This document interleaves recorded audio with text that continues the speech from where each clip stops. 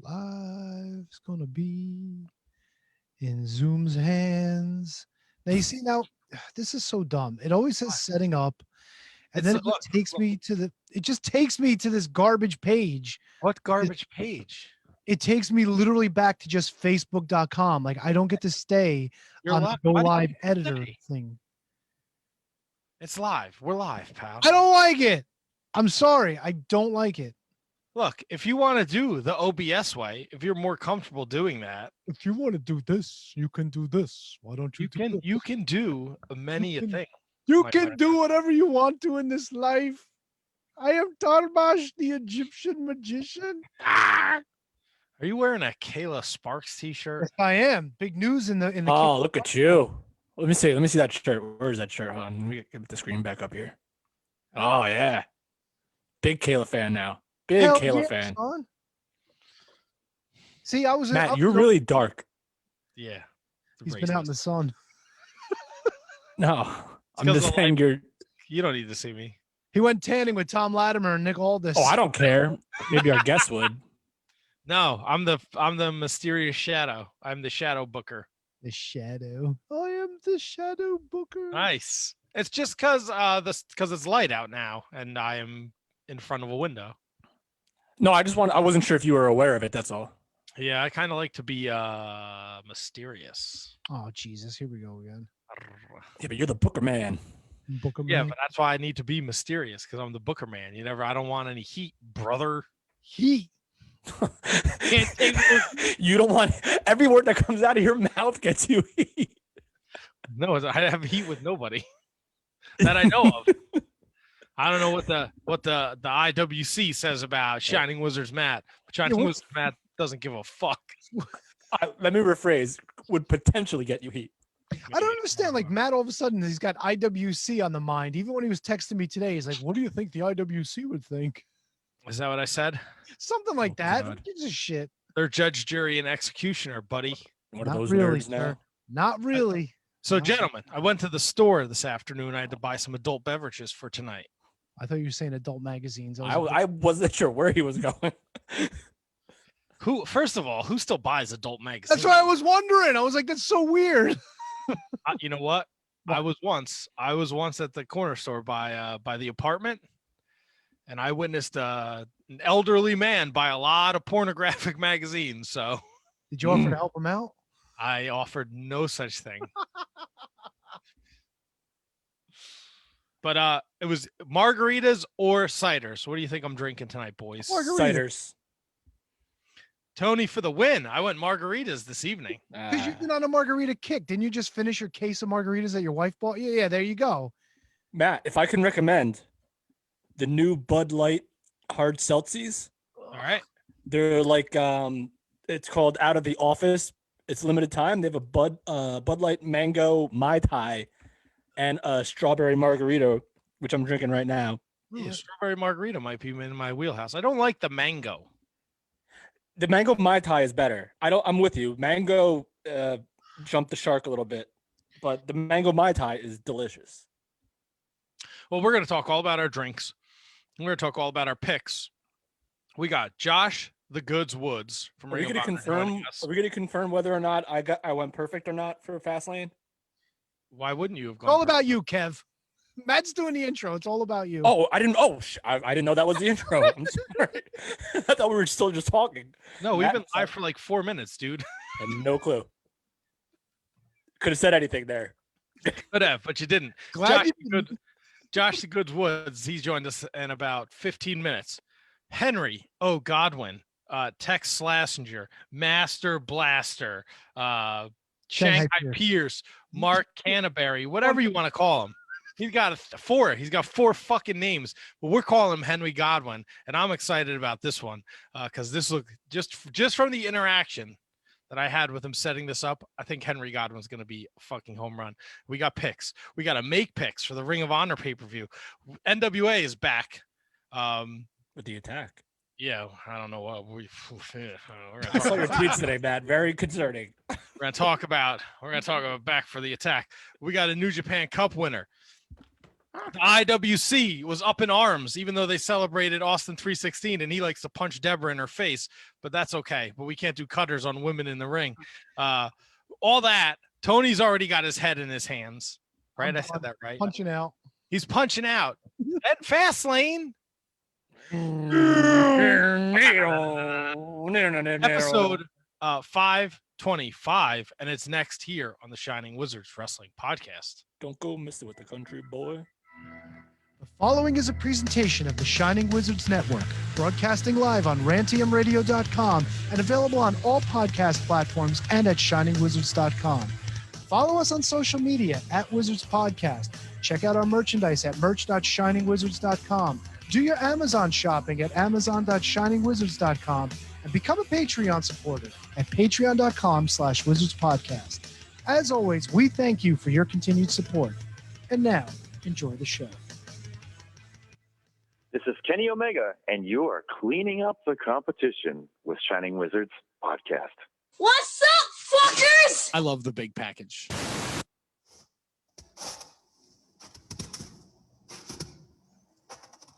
Join the Mark Order.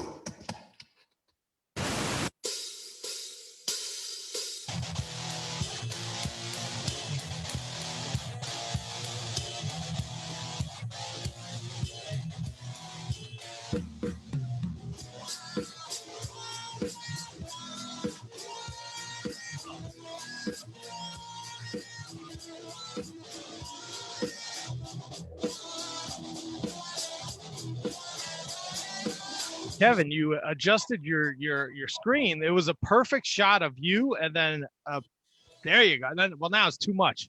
Before it was coming across perfectly on the Facebook with a nice clear shot of old Henry O. Godwinn's face, and then you in the background. He's having trouble standing, so I got to kind of put his feet underneath the laptop.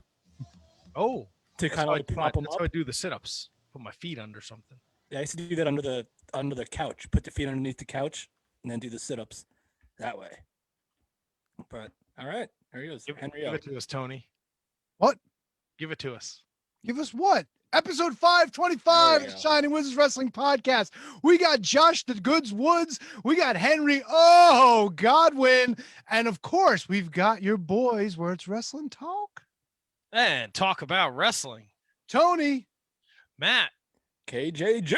Boys, I'd ask you what's up, but I hear it's a hard seltzer kind of night. How you fellas doing? Oh, big time hard seltzer guy. Ugh, losers. Anyway. What do you mean? What do you drink, Tony? What are you doing? I got my tea. All right, yeah. Delicious. Yeah. What does that come from? A tea bag? Yes, I love tea bags. Isolate that. Play that Teabag on every mofo. episode from now on. Put that in the intro. Fuck the Shining Wizards. I like tea bags. You know, I sent you another one where he just says the motherfucking Shining Wizards, not like fuck the Shining Wizards, but you always used a very aggressive negative one. That's true. Look, I figure we don't look, everybody that listens can't be fans, right? So we want to support those who don't support. Why would you, if you weren't a fan, why would you listen? You think we get hate listens? Probably, yeah. Why not? Wow. I feel like I'm over this microphone. I think I need something better. I want something Kevin-ish. Like I kind of hate this thing too. Like it's just always kind of here. Actually, I miss that. I miss the stand. See, I'd like to be able to do like this job right here and just sit back, you know, and just fucking let it all hang out. Tony, you do that every week. Now I do when I have zero fucks left to give during the show. But no, now that we're starting out, I'm good. I'm right up in your face. How many fucks do you have this week? Yeah, I've got a few in the pockets yet. I'm not out of fucks yet, you know. Okay. I haven't crossed the legs. I haven't sat back yet. So we're in good shape. Feet are still out of view, which is good. Yes. I don't look like I'm 30 feet away from the camera. That's all. That's another thing too, because like you guys know, like you have the machine that the camera's on, and like Kevin's sort of like in an office chair and Matt's at his desk. But like, I am in a metal folding chair.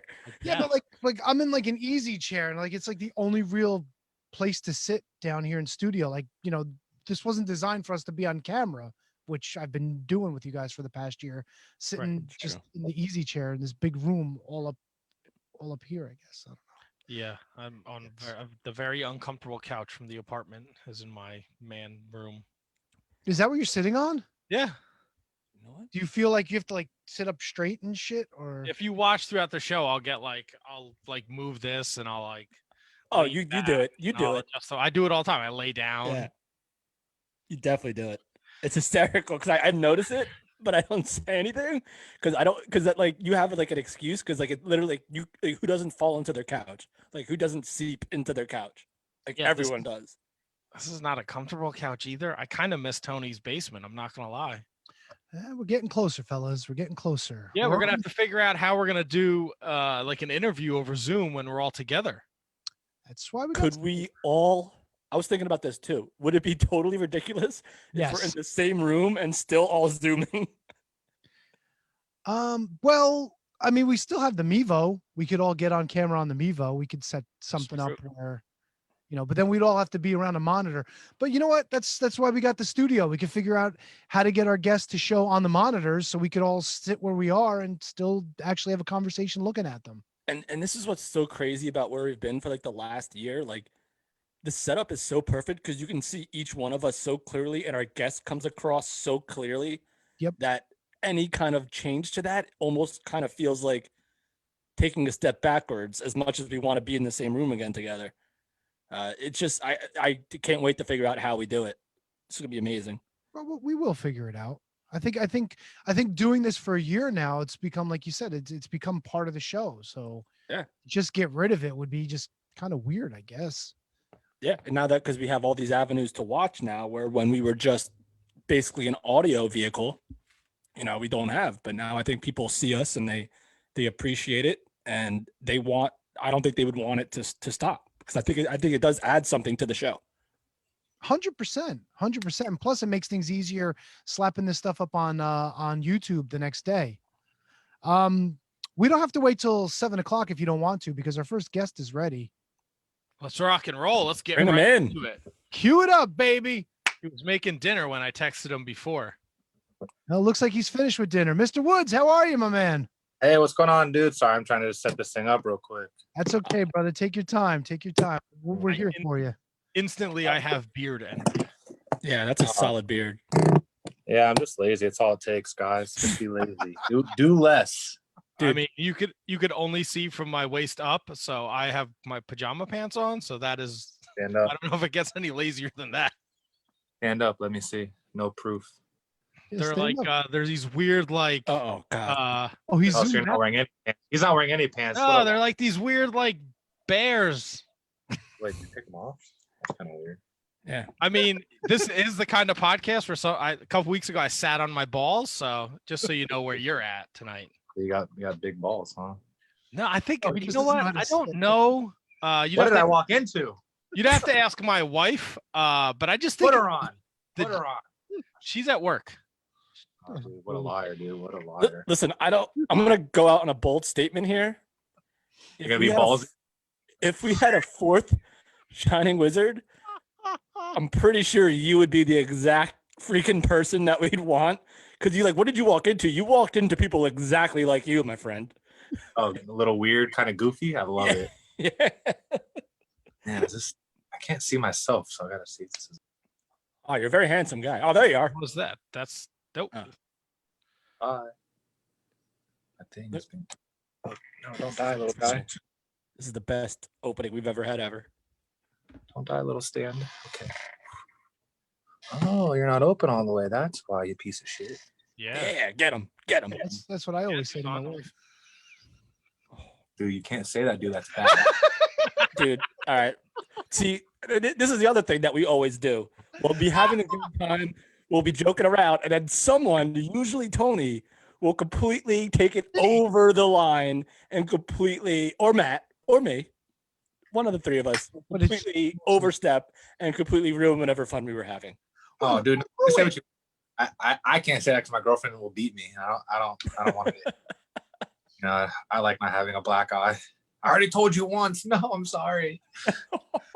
Yeah, but you could use I just got out of the ball. I just worked this weekend. That's why I have a black eye. You could cover up. Can't use that every day, dude. All right. And there's only so many doorknobs in the house you can hit your face on, right? Yeah. I fell down the stairs on the first floor. It's crazy. Some people are just clumsy. What are you gonna do? That's true.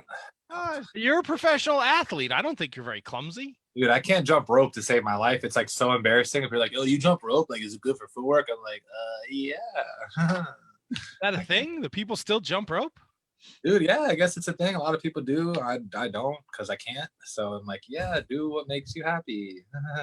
I mean, the gym aspect, clearly you could tell by looking at the three of us that none of us have seen the inside of a gym for a very long time. So, Yo, I don't work out, bro. We Fit is all I do, dude. I play We Fit for like hours, man. That's just my jam. What's your specialty?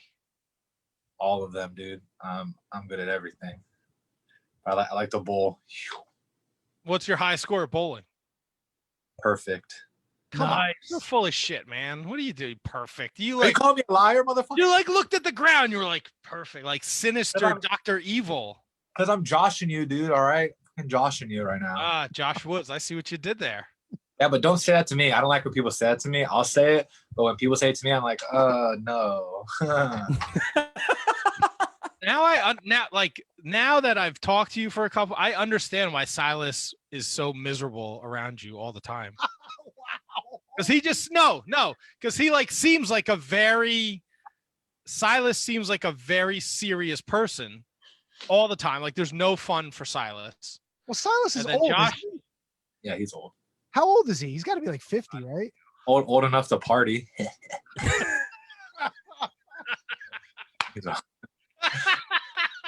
He's almost 40. He just turned 40, I think, in December 3rd. He turned 40, I believe. That's it. He's only 40. If you had to guess, which one of us is going to turn 40 this year? If you had to guess, I don't know. Probably Matt. Oh, he nailed it. Good. That was good. Nailed it. Look at this guy. Bravo. Congrats.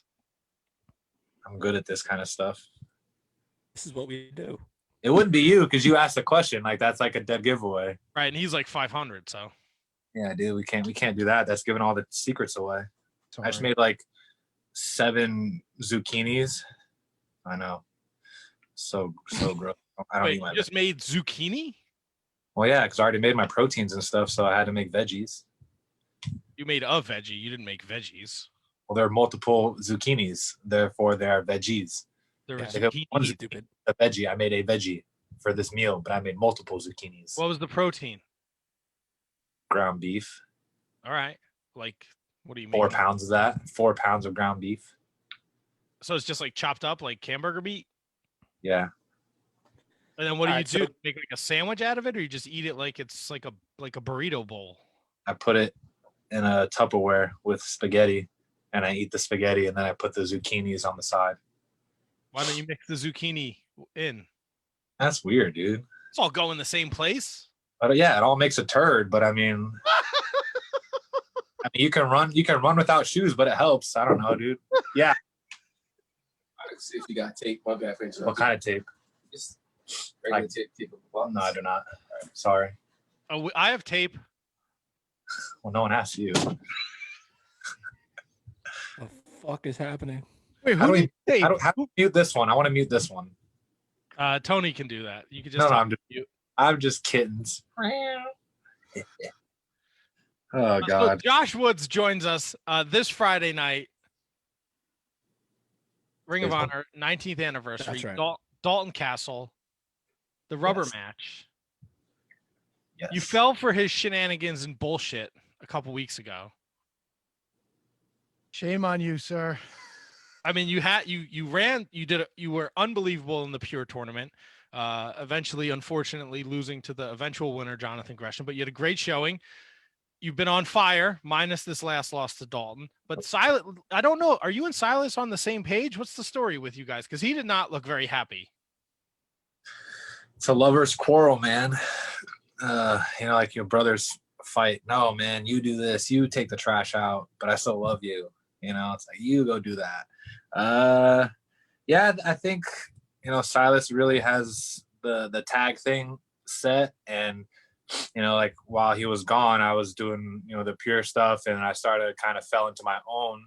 So I think he kind of sees that, but sees the tag potential we have. So it's kind of, hey, make up your mind and do the tag thing, not make up your mind, do what makes you happy. So we're just trying to figure out how those dominoes fall. He seems a little jealous at your success. I wouldn't say he's jealous. I think it's more of, all right, now let's get back on track to what we set out to do, which was to win the tag titles. That's kind of where we were in line for pre-COVID stuff. And then, the pure stuff happened. So that's kind of where we were heading. Right. But when the pure stuff happened, we're the only team that beat Jay and John, I believe. Yes. No, Danny Moff and Jeff Cobb did it. Free Enterprise. Oh yeah, they did too. They did it after us though. Yes. We did 2 guys, 1 team. You guys were on fire. Yeah, 2 guys, 1 tag, all the way. But then the pandemic started. But then you like rose from the ashes, man. Like the pure division is.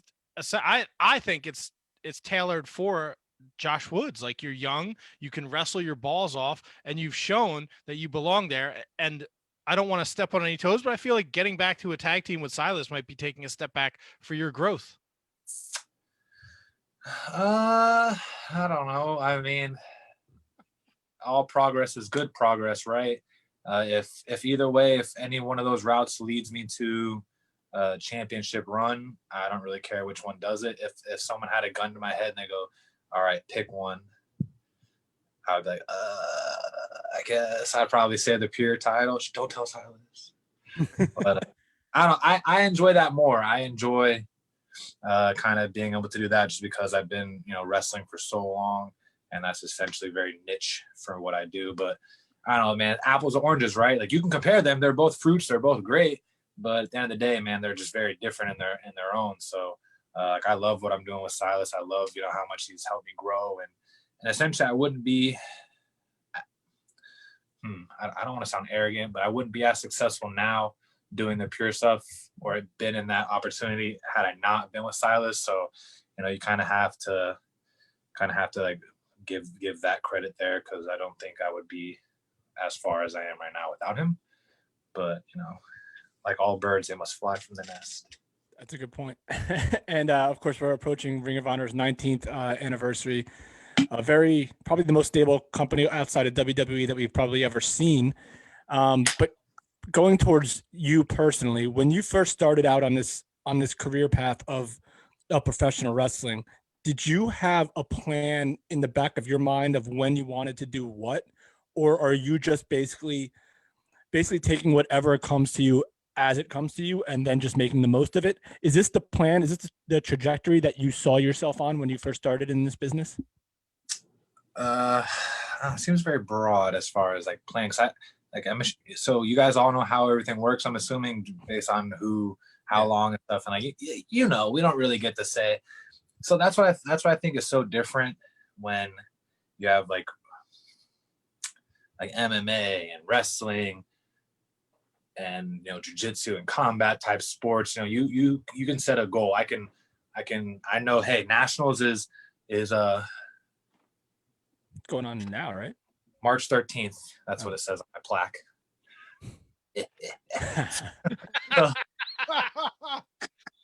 So for me, it's like, hey, don't break your arm patting yourself on the back there, Barry Horowitz. I can't even reach, dude. This is my range of motion right now. I can't. That's because you got them guns, baby. Look at them things. Oh, these old things. What? So, don't allow me to talk. I'm an idiot. But you're just a guest on a podcast. We're just not gonna let you talk. That's fine. So like, there's a tangible goal with those things, right? Like, I'm in control of that. Granted, I win the spot. I win X, Y to Z to get there. There's a very tangible goal. I can say, hey, March 13th is nationals. I want to win a national title. I have this much time to get there. But I can't walk up to our booker and say, hey, put me in this title opportunity right now. It doesn't work that way. Right. So you can, of course, if you're serious about any facet of what you do, so right now for wrestling, I've never been the type of athlete or person to settle on just making it, right? So some people, I want to be signed. I want to have a contract. You don't really ever hear people say, well, I want to win the world title. I want to win this and that. They're just okay with being there. We call those bench players, which is cool. Like, hey, they're third string quarterbacks that make millions, right? But are they happy, right? Like, some people are just happy being here. I've never wanted to just make it. I want to win everything. I want to win the world title, the TV title, tag, 6-man, pure. I want it all. So at some point, that's where I want to be at. That will always be the goal, to be number one in anything, because I've always strived to be the best that I personally can be. And whether the best for me is taking second place at nationals or winning a title back to back or having really good matches all the time, whatever I can do to ensure that I will be the best version of myself, that's what I want to do. Not everybody gets title opportunities. Not everybody gets put in those situations. So of course it comes down to whatever opportunity I get, I'm going to do my best to make that opportunity work. And whether it's what I want, what I don't want, at the end of the day, it's a job, right? It's a career path I chose. I don't all the time have say in what I do, what position I'm in, but I know that if I have an angle or a thing to do, I'm going to do my best to make it the best it can be, or the best of my ability to make it. So that's kind of where I go with that. Well, I think you're doing a fantastic job with that. Clearly it's working for you. Stop it, you know? Oh, I mean, how your beard's great. You got guns. You can't pat yourself on the back. Yeah, you got it all worked out. Yeah, more on this side, not on this one. You seem like you have like a lot of energy. How do you harness that when you're in the Ring of Honor bubble? Because you must be going fucking crazy in that room all day. Actually, I'm pretty lame, man. If I'm not wrestling or working out, I just play video games and hang out, or think about wrestling or like run errands. So like being in the bubble is kind of cool because I get to still play PlayStation or like read and like work out. It's just kind of like done in a different capacity. So it's essentially what I'd be doing at my own house, but by myself more. Yeah, I don't mind it. Sometimes like I'll bother the boys. Hey, what you doing, dude? Or like if we have conjoined rooms, I'll slide notes under the doors. Hey, man, what's going on? Or some like, and then run. So can you answer me this? Because I think I brought this up with a hot sauce last week or the week before, or somebody the week before, where I asked, how the heck did ROH bubble become like a trending hashtag? Like, who started that? Do you know who started ROH bubble as a hashtag? I don't know. Probably someone who's like really into social media stuff. And they're probably like, hey, I'm going to do stuff and everyone can follow me. So that's probably how that started. And we're all like, hey, that's cool. ROH bubble. And then, of course, hey, keep using this. So we're all like on the same page. So I don't know who started that, but that's pretty cool. I'm glad we did. Yeah. Absolutely. We're talking to Josh Woods. Woods is the goods on the Twitter and the Instagram. Make sure you're giving him a follow and make sure you're watching Ring of Honor this Friday night, pay-per-view or Honor Club. Honor Club is the best bet. You pay $9.99 a month. You get all the pay-per-views. You get Final Battle. You get the anniversary show. Once the world starts to open up, there'll be more Ring of Honor pay-per-views, and it'll all be included in that $9.99 tier. Or you can pay for the year like I do because I'm a fucking mark. Whoa, nah, man. You just like what you like, dude. Hey, I'm okay with, I'm good with it, man. I love wrestling, but I'll tell you what, Ring of Honor TV is my favorite hour of TV. You guys do such a great job of making every match mean something and introducing every single wrestler. The most recent episode where we get the reintroduction of Eli Isom is awesome. He gets to tell a story. He goes out there, he has a bang with Ray Orris. My question for you, we get a little blurb, and I don't know if you've seen the latest Ring of Honor TV show yet. Violence is coming back. Right. So we got Ring of Honor.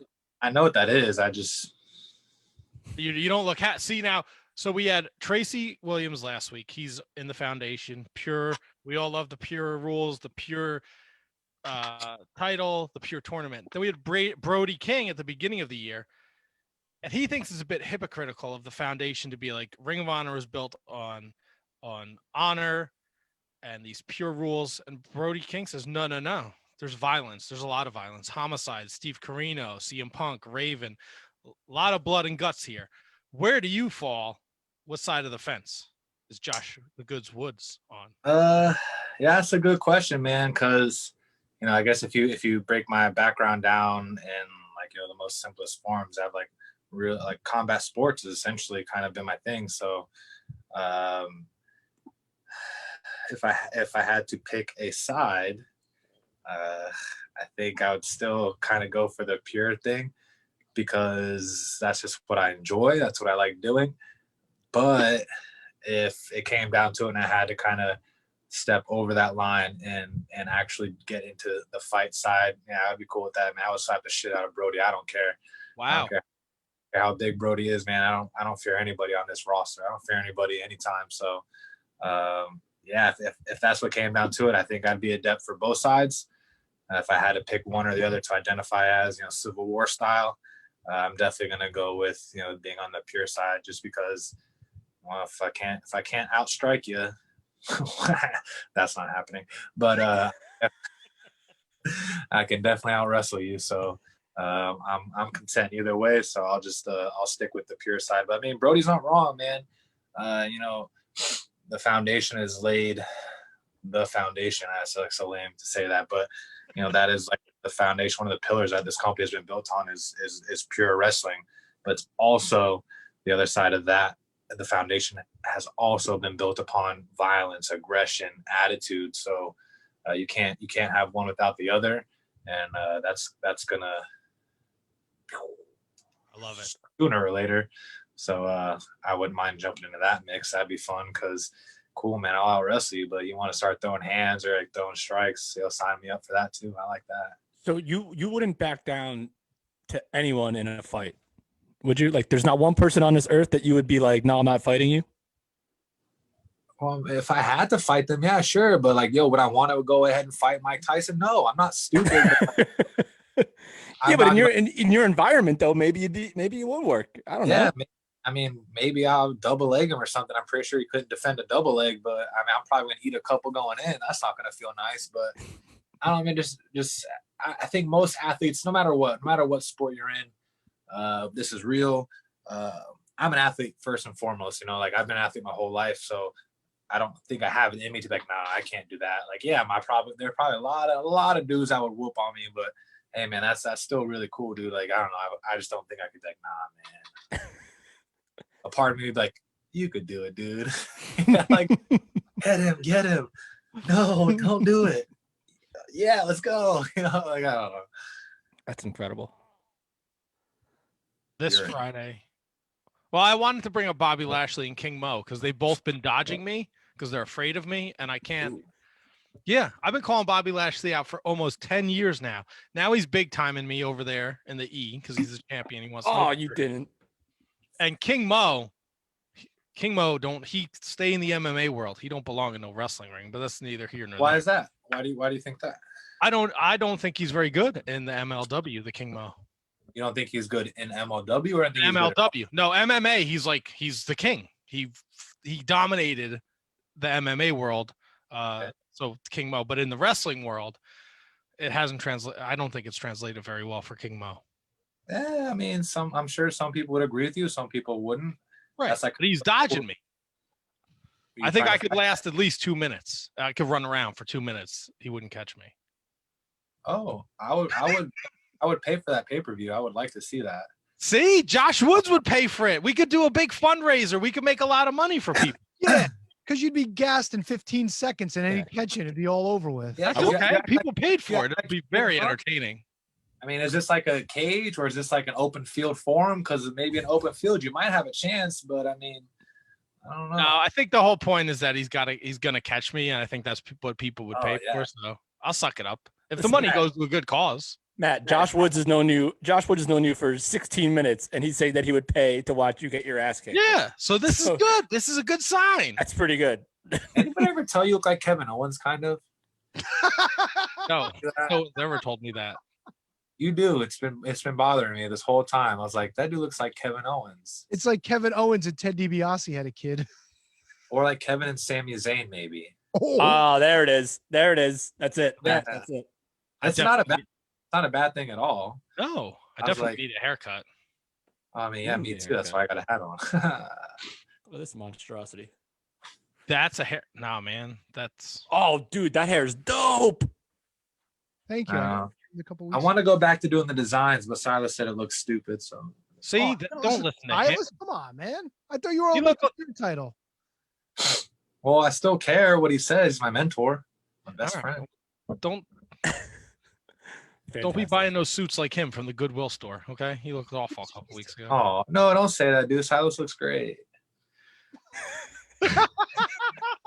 So Friday night, 19th anniversary show, you Dalton Castle. Where you make our picks at the end of the show. Can you please just put the former world champion away, please? Well, what else do you think I'm gonna do? Just sit back and do nothing? Well, look, last time he went, oh, I got tummy ache or whatever nonsense, and he schoolboyed you, man. Listen, dude. Sometimes, look, it comes back to pure wrestling, man. It's about honor and integrity. You know, I was like, hey, Dalton could be hurt. Yeah, but he doesn't have that now. Now you got to know that going into Friday night. Now, if he dies, he dies. You know, there's no. What's that? Blood sport, right? If he dies, he dies. That's Rocky, maybe. Rocky 4. All right. Yeah. I mean, I've never seen any Rocky movies, so I don't know. What do you mean you've never seen any of the Rocky movies? No, that was when Apollo Creed gets killed in the ring, man. Come on. He didn't see it. Spoilers, bro. Oh, spoilers of a 40-year-old movie? Come on now. I've never seen it. I just never. I mean, I have pop culture reference, yeah, like for memes and gifs, but I've never seen the movies. I've never seen a lot of movies too, like Pulp Fiction. I've never seen that. Neither have I. I've never seen Scarface or Godfather. Yeah, absolutely. I haven't seen. I did watch the new Justice League. It was pretty freaking good. I watched that Thursday, and then it was really good. Yeah, then that's what we should have gotten. They screwed us by giving us that crappy version. This was the good one. See, I never watched the DC movie before. I think I've seen a couple, but then we went down the rabbit hole. So we watched the last 4 nights. We watched Wonder Woman. We watched Wonder Woman 1984. Come on, man. I love those Wonder Woman movies. The second one, not so much, but I really enjoyed them. So then you can't say I loved those movies. The second one, nah, but the first one, so you singularly like the first movie, which wasn't bad. It was the second one that was. So I turned it off. I stopped watching it. I was like, nah. And I'm a pretty big DC fan. Like I have like a Joker painting in my room and like a Joker tattoo and like Batman. But like, yo, that movie sucked. The only thing I didn't like about 84 was that she was a little wah at the end. Like she was just kind of like, oh, I appealed everybody's emotions. Like you're a superhero. Kick some ass and get it over with. I mean, I wouldn't know. I turned it off and went to sleep. So I don't know. Oh, boo. Oh, so yeah, I grew up in 84. So, you know, I kind of got all the references and the whatnot. So. Gotcha. Well, I wanted to watch them all in chronological order. So because we watched Justice League the other night and I was like, it'd be nice if I knew some of these backstories. All right. And then last we watched Man of Steel on Saturday night and then Batman vs Superman last night. And that one really you get an idea of the Justice League stuff. So then I think we have to watch what's next. Suicide Squad is next. We're watching it. I got to watch them in chronological order. I'm a weirdo like that. You're making weird faces over there. Let me ask you a question. Since you're the DC guy, Josh, how come none of the Batman movies fall into this like chronological order? Because like they're done by different people, different arcs, different universes. That you don't have the same director doing all of this stuff, right? Same with Avengers, right? Weren't those movies like all kind of done by like the same people or thing? Like obviously the 1989 Tim Burton Batman is not going to be involved. Well, obviously, but I mean like because it seems like they reset Batman every couple years. Yeah, I mean, look how many story arcs are out, dude. Like look at like Chris Nolan's Batman was phenomenal. There's like there's the Batman verse where his mom and dad are Batman and Joker and Bruce Wayne dies. So I mean, like there's so many different universes, dude. So that was a movie. Yeah, I think Flashpoint Paradox. They touch on it, but I know it's in the comics too. They reset Spider-Man like 3 times already. Yeah, they keep doing it. So obviously, when they keep Tom Holland, that'll be in the Spider-Verse. And when they do that, I think they're doing a live action too, where they'll have Andrew Garfield, Tobey Maguire, Tom Holland. Is that it? Is there another one? Yeah, those guys will be in like the live action Spider-Verse gimmick. That would be pretty cool. Interesting. But yeah, the Justice League was awesome. That was awesome. They did a really good job with that. I enjoyed it. Yeah, no, it was dope. They're a little long. They probably could have cut out some stuff, but it was still really good, and I enjoyed all of it. I mean, it was broken up into parts. So I mean, if you really wanted to take a break, you could have, right? Nah, I commit. I'm a committer. Oh no, I mean, I sat through the whole thing. It was raining Thursday. I didn't have shit to do, so I couldn't. I had to stop at 3 hours and 7 minutes because Gabby fell asleep, and I was like, can you not? So I had to stop because she's like, I want to do, but I'm tired. I was like, okay. Yeah, that's on her. She's gonna go back and watch the last hour. Yeah, you know, it doesn't work that way, dude. You know that. I know it doesn't work that way, but my wife is like she fucking stays up all the time, like a bat. She stays up all night. She sleeps during the day. So that movie's 4 hours. 4 hours. 4 hours and like 5 minutes. I think 4 hours and 2 minutes. I think. Oh, fuck off, 4 hours. What can't Nope. you do in 2.5 hours? You need 4 hours. Come on, man. Don't say that, dude. You'll watch it. Have you seen the other one, Justice League, the one that came out before this one? Didn't watch it. I didn't hear good things about it, so I didn't bother. I liked Shazam though. Shazam was a good movie. That's all DC universe, right? I didn't finish that either. I couldn't get over his like really buff fake body and then his really tiny neck. I couldn't get over that. I was like, this is not doing it for me. I didn't like it. Okay. But watch the Justice League. Watch the Zack Snyder version. It's really good, dude. Really good. I'll have to check it out. I heard it now. Yes. There you Okay. go. Yeah, Josh Yes, Woods is yes, doing sir. Woods is the good on Instagram and Twitter this Friday night pay-per-view Honor Club. Please smush Dalton Castle's head like a grape. Yes. Or I'll just hit it really hard. I think that was okay too.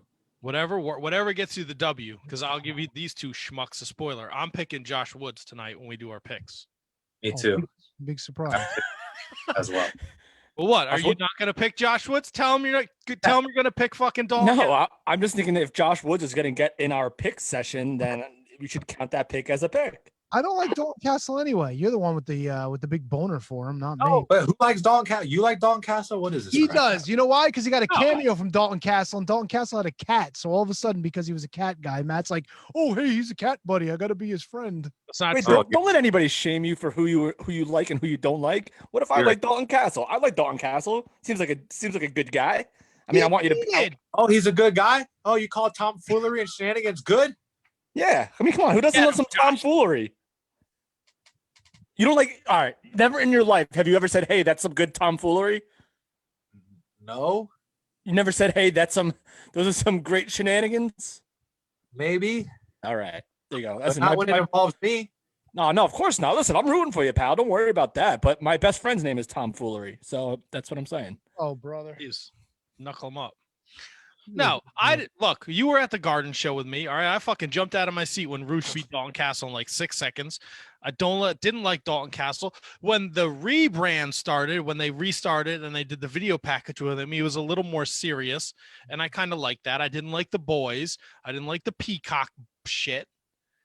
But then I wasn't a big fan of it. Okay, it's not what Ring of Honor is. All right. Hey, you can like who you like. That's okay. No, don't let these schmucks fool you. I don't like Dalton Castle. Yes, I got a cameo for him. It was nice. There was a cat in it. I like my cats. But at the end of the day, Josh Woods is my guy right here. You're a cat person, huh? Oh, God. What are you going to do? Yeah, I am. I got 3 cats. What are you going to do about it? Oh, God. Don't you fucking dare. I didn't say that. I didn't go that far. I think I have to go now, guys. Yeah, he's out. What are you, dog I got person? my taxes, I think.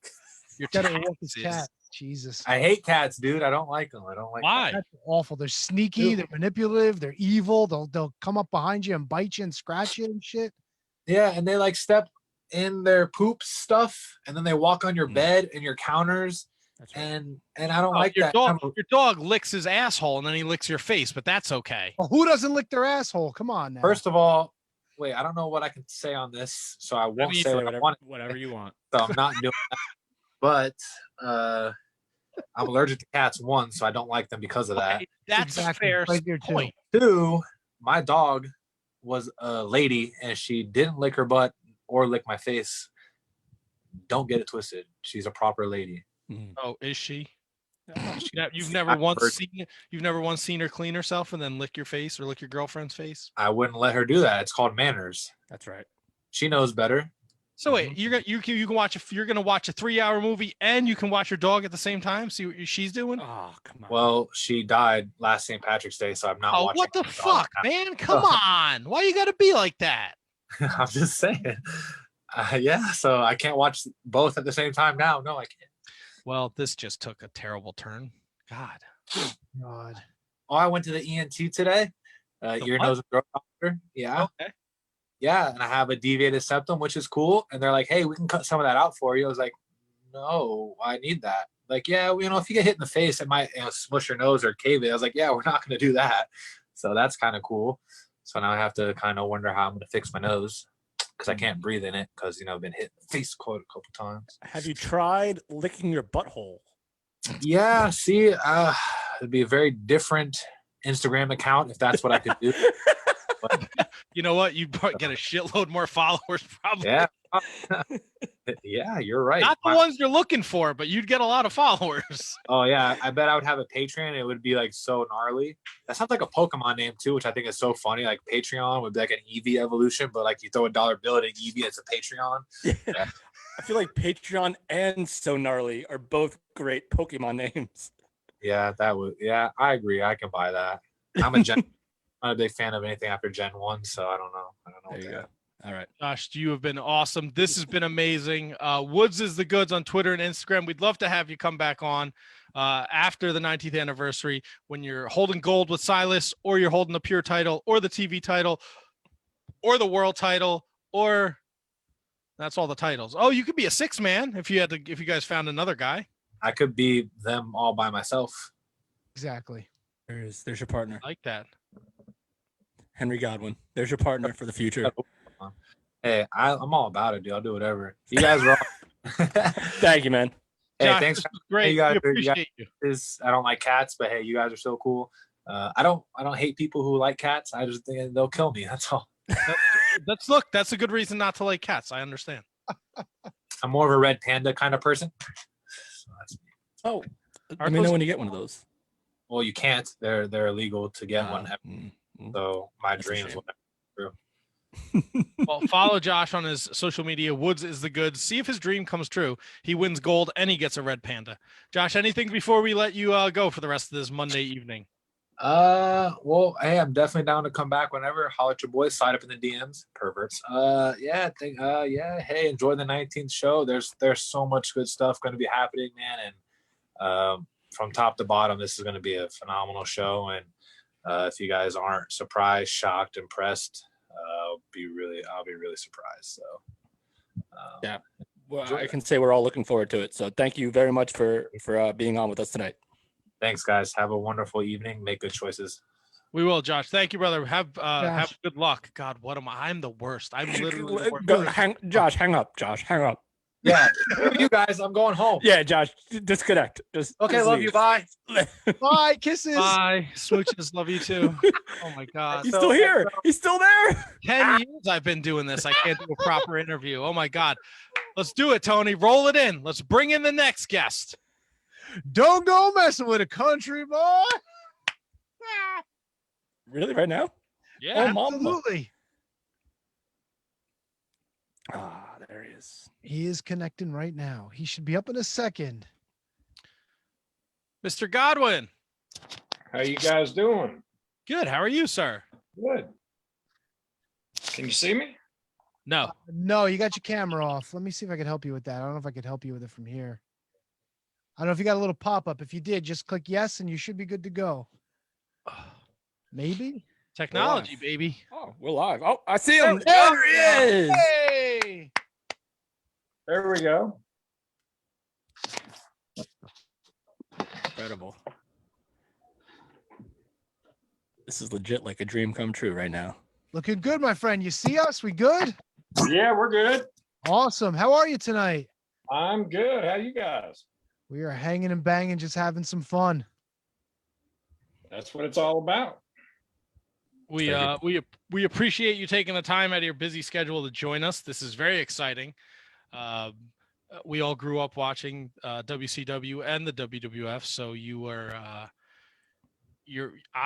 was very excited about this. I took a shot and I reached out to you, and you responded immediately, and it was like a home run. This is awesome. From the Shanghai Pierce days to the Henry Godwinn days, just so many memories. Yeah. How are you doing? It's been a while since I've seen you make the rounds. Is Henry Godwinn doing well? I'm doing good. Yeah, just living the dream, raising hogs, and still farming here in West Virginia. Just like you say, hanging and banging. So the last time we saw you was actually the first time I think the worldwide audience has seen you in a long time was in a celebration for the Undertaker. And Yeah. I think that is probably the most like go-to question you would probably get all the time. But just talk about what that was like for you just in terms of being a part and a very integral part of that man's success. Oh my God, where to start? Yeah. Well, Bruce Pritchard had called me and said, Undertaker's retiring. We would like to get you guys down here. He wants you here. I said, well, you don't have to ask me twice. I'll be there. So, it was 20 years since the whole BSK group had been in the same room together.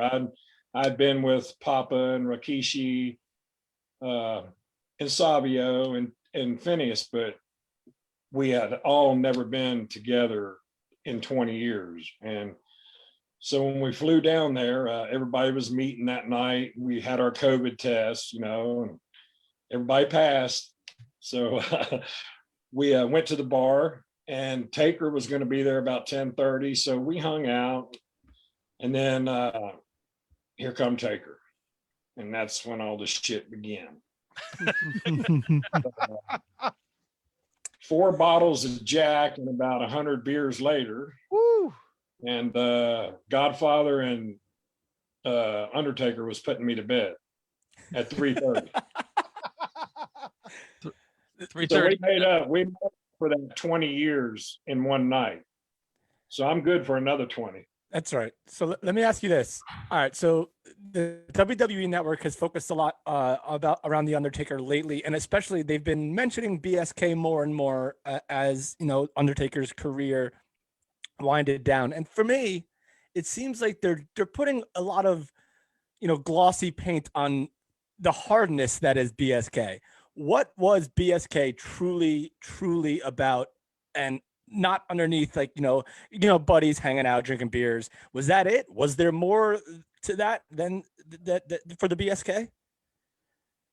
Yeah, it was like we all knew each other's kids. I used to go to California and stay at Yoko's house, and Rikishi would be there, and I mean his kids, his sister. It was a big family affair with them out there on the West Coast. But we were just a group of guys that just hit it off. We all had the same beliefs. It wasn't that we were badasses or nothing, but we just a group of big guys that got along, and we didn't have any problems at all. We always get the question, well, how was it backstage, you and the clique? We were all the boys. We didn't have no harsh words for them. We were all friends. It's just this group of guys hung out in the aftermath. It was just a close group, diverse. We had blacks, we had Hawaiians, we had Samoans, we had Asians, we had rednecks and hillbillies, and we were all big one happy family. So for us to get along, and coming from that different backgrounds, you think our country could get along. So that's what we always say. Yeah, if you guys were around in 2021, that'd be incredible. Yes, it would. I'm hoping, if WWE Vince or Hunter doesn't get on it, maybe the BSK will do something on their own. It's all been in the talk, so we'll see what happens. Do you think Hunter's finally gotten over the Hog Pen match? Hunter will never get over the Hog Pen match. We took some pictures and hung out for 20 minutes and talked and reminisced about our old times. And I always tell him, when I threw you into the gate, I scarred you for life. You got those 15 stitches, so you'll always remember me. Can you talk a little bit about the process of when you and Phineas came to WWE? Why you were under a mask in WCW. So not many people knew exactly who Henry Godwinn was prior, but you were brought in first, and then Phineas came in. Will you guys talk to both simultaneously, and it just happened to work out this way, or what was that process like? Well, we knew we were getting let go. Me and Hunter and and Phineas and maybe one or two others got let go when Flair come back in. So I knew we were leaving, and Harley Race and Kevin Nash spoke for me up north with Vince. Phineas had some stuff he had to get worked out, some personal stuff, and that's why I went up ahead of him. And then he come up just about a year later. Right. But yeah, so that's Kevin Nash and Harley spoke for me, and I went up and met with Vince and JJ Dillon in Vince's little hideaway office for about 2.5 hours and 3 hours, and it was a done deal after that. That's where that day we come up with the Henry Godwinn and the Hog, with the Hogs and everything. Were there any immediate differences that you could point out coming from WCW work and then going to WWE? In terms of how things were run? Yeah, night and day for me. It was more of an opportunity with Vince. He didn't single out, really this guy we're going to put, he gave everybody the opportunity, which, down in Atlanta, people didn't get that because we worked our ass off down there. And, but, it was a stepping stone. It was a learning process. And I think it set us up for the WWF. You mentioned meeting with Vince and figuring out the whole Henry O. Godwinn thing. What else was on the table? What other types of characters were discussed for you? Oh, well, I did work in a hospital for a while on a psych floor. So that was brought up. But it just seemed like when we got into the hog part, and he says, well, what all do you do with your hogs during the day? I said, well, we feed them, slop them. And when I said slop, it was like a light bulb went off in his head. And then the Orpheus was actually, I think it was Vince's granddad, maybe. His name was Orpheus. So that's where I got the Orpheus was from Vince's family. Vince, give me that. So that's the O. Yeah. Yeah, that's so crazy. Not too many people know about the O, right? I mean, it was just always Henry O. Godwinn. Yeah. But that's where it come from. And then Phineas come up, and his was Phineas Ike Godwinn, which would be Pig. So Hog and Pig were born that way. You mentioned the slop. Did you have any say in what you put into that bucket, or? Oh, I was in control of that bucket all the time. Yes. I knew exactly what was in it. What's the worst thing you put into the bucket? I didn't really put anything bad in it. Some of the other guys put something bad in it the night Sonny won, but that's a whole nother show. No. Should we go over that real quick since we touched on it? Yeah, of course. Why not? Bless her heart. Okay, here we go. We got the TV that day, and Vince and I think it was Bruce said, Sonny's you're gonna slop Sonny tonight. So we're just excited about that. So I went to catering, made my slop, had some lettuce, water, bread, ranch, I think some spaghetti, and filled the slop bucket about half the way up. So I went back to the locker room and I set it by my stuff, and I said, listen, Sonny's getting slop tonight. Nobody mess with this slop bucket. Well, I left. And when I come back, it was about an inch from the top. So the culprits in this were Kid, Razor, and Dr. Tom Pritchard, and a few others I heard. So that was the slop that night. Do you carrying that bucket out are you worried about just getting it? Like, how do you get from the back to the ring without getting any on you? Oh man, I had it down. I could go down the aisle and I would be swinging it, slow like this, upside down. People thought it was empty sometimes, but it was just, the gravity, it stuck to the bottom when I got up. So a lot of people didn't think I had slop half the time. Unbelievable. Such a I love the character. I love the tag team. You got when Phineas came up, you got the opportunity to work with Legend and Hillbilly Jim. What was that like for you guys to get to be with the Hillbilly Jim? Hillbilly he was such a good guy to be with. We had so much fun with him over the road. Just three big stupid country boys just riding around in the big city. So it was pretty nice. But Hillbilly helped us out a lot with, certain things, little things. And, he did a lot of our interviews, and he was a trooper because we used to pick on him when we get the pigs. I mean, he's got bit, his nipples got bit during interviews and everything. I mean, we all had fun together. We had a good time.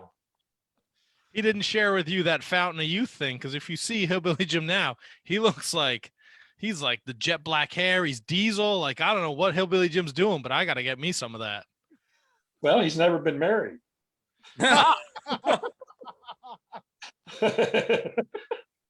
my wife is not in earshot, and I hope yours isn't either, because I don't want, She's there. we talk big right now, though. Exactly. And then when I see her come up the stairs, then I know it's a wrap. Yeah. Two-time WWF Tag Team Champion. What's that like for you when they come to you and they say, we're going to put the Tag Team Champions on you and Phineas? Oh, man. The first time, somebody had just put on Instagram the other day, the night we won them in Madison Square Garden. And that was such an awesome feel. I mean, there was over 20,000 people. The fire marshal was going crazy. People were standing in the aisles. But man, when that bell rang at the end, even Hillbilly was so damn excited. It was funny. I threw my hat out in the crowd at Madison Square Garden. And 6 months later, we were back up there doing an autograph thing downtown with a guy who caught my hat. He brought it up to me and explained it, and it was mine because I had certain marks on it, so I knew it was mine. And he wanted me to sign it, so I signed and dated for him. And so that just little things like that, stick in your mind. But what an awesome feeling, and what a privilege to get to carry those straps twice. It wasn't long, thanks to Vince Russo, but anyway, it was a good time. What I'm sorry, Tony, go ahead. A lot of people are hot and cold on Vince Russo. What was your experience with him? Well,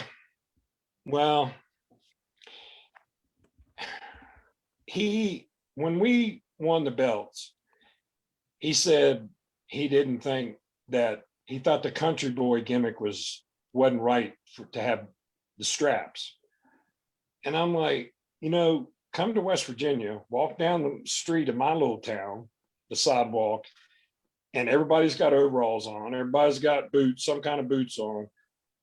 So it's a way of life for us. But he's the one that wanted us to do the Southern Justice, be in the suits. So, of course, I had a broken neck then.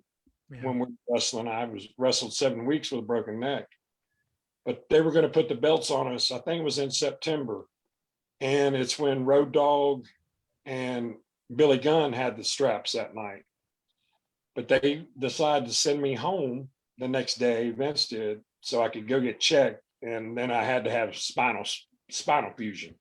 But we were going to get him the third time that night on Monday Night Raw against Road Dogg and Billy. But, and then you sit back and you think, well, what could have been? We could have had a bigger role in WWE show, but never worked out that way.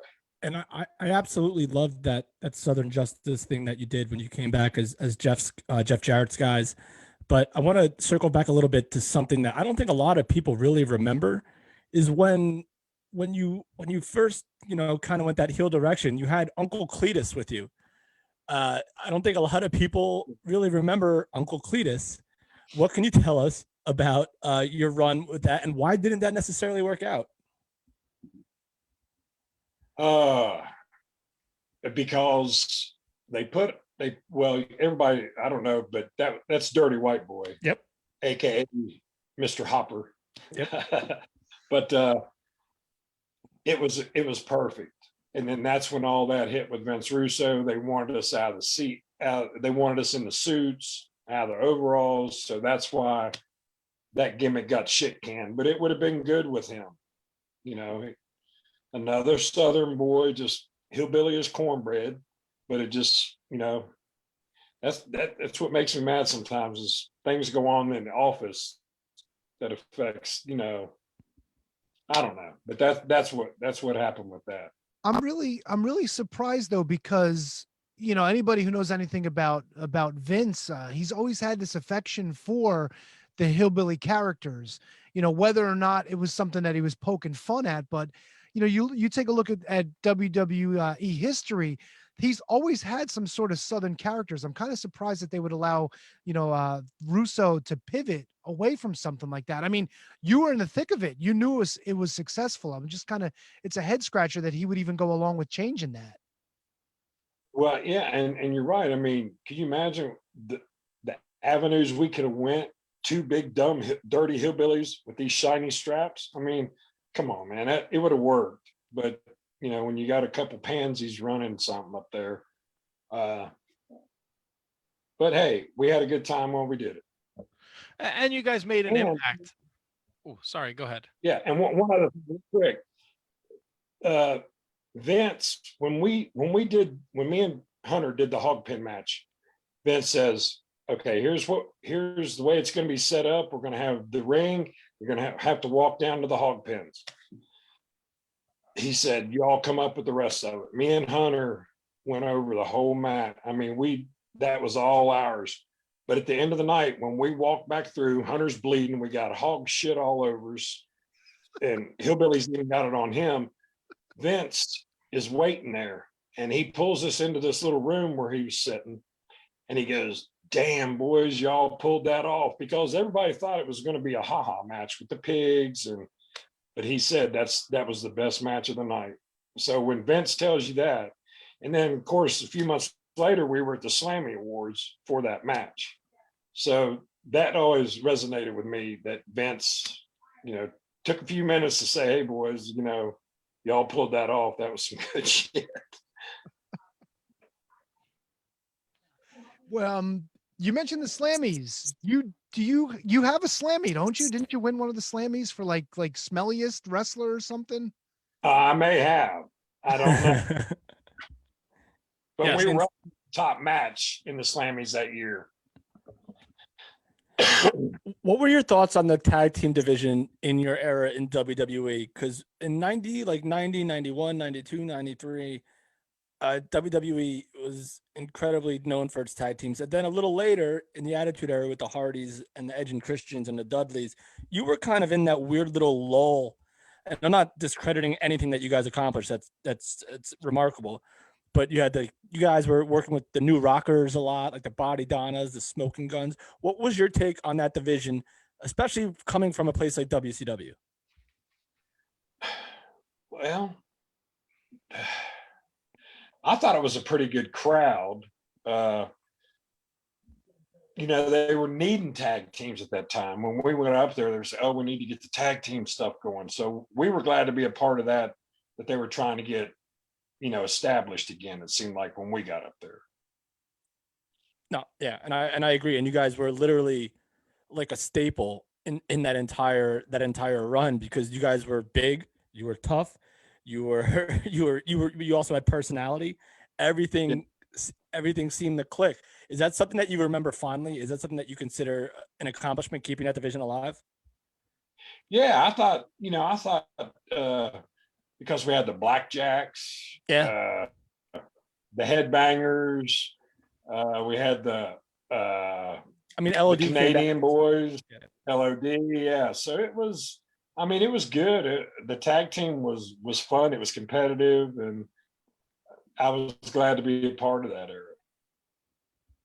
You mentioned your broken neck before, a freak accident in a match against the Legion of Doom.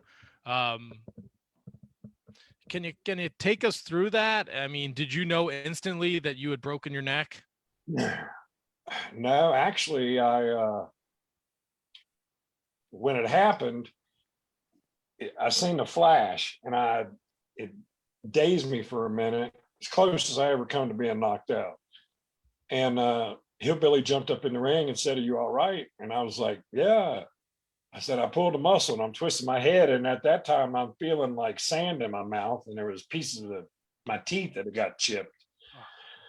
So I walked to the back and the office told me to lay down on a cold floor, and they took my shirt off and I just laid on a concrete floor till the ambulance got there. But yeah, that was a pretty scary, disheartening night.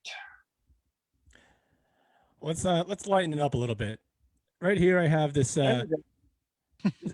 this Bone Cruncher action figure, from 1996, 1997.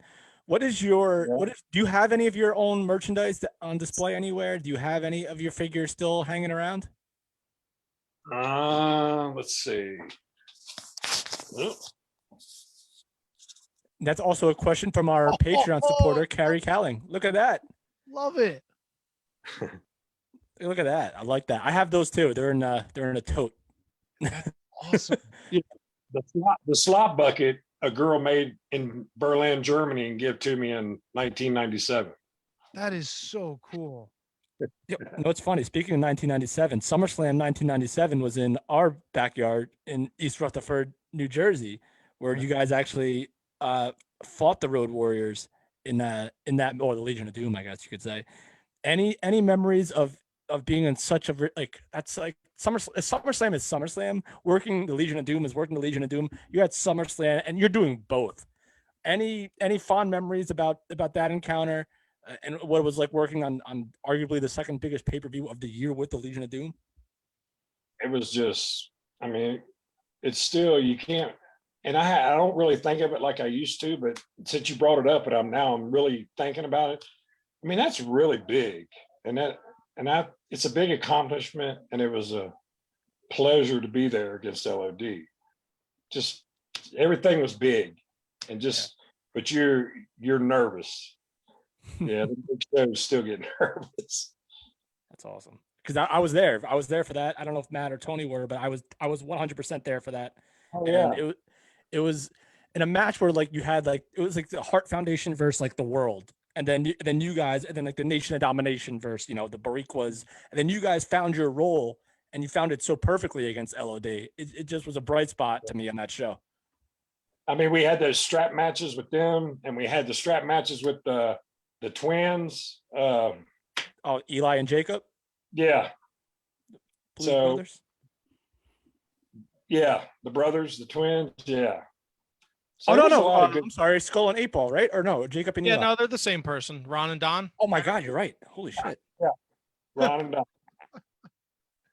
Kevin had a little bit of a brain fart. I'm putting the microphone down for the rest of this interview. No, it's cool, man. You're good. You're good. I know. Go ahead, Matt. Go ahead. No, Tony, go ahead. I'm sorry. You've been mum's the word the whole time, so.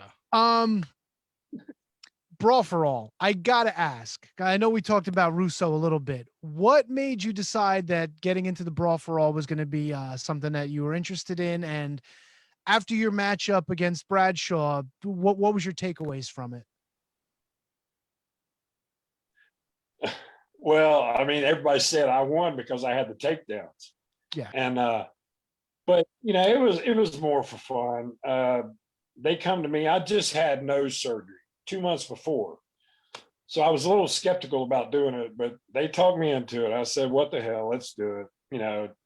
You get a good payday for 10 minutes.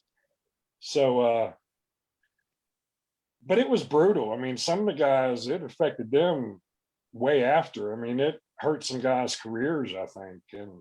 And I didn't like it. We're not boxers, but, yeah, I didn't like it. I thought it was. Did they give you any indications going into it that this was not going to be worked at all, that you guys are really going to go in there and just try to win this thing?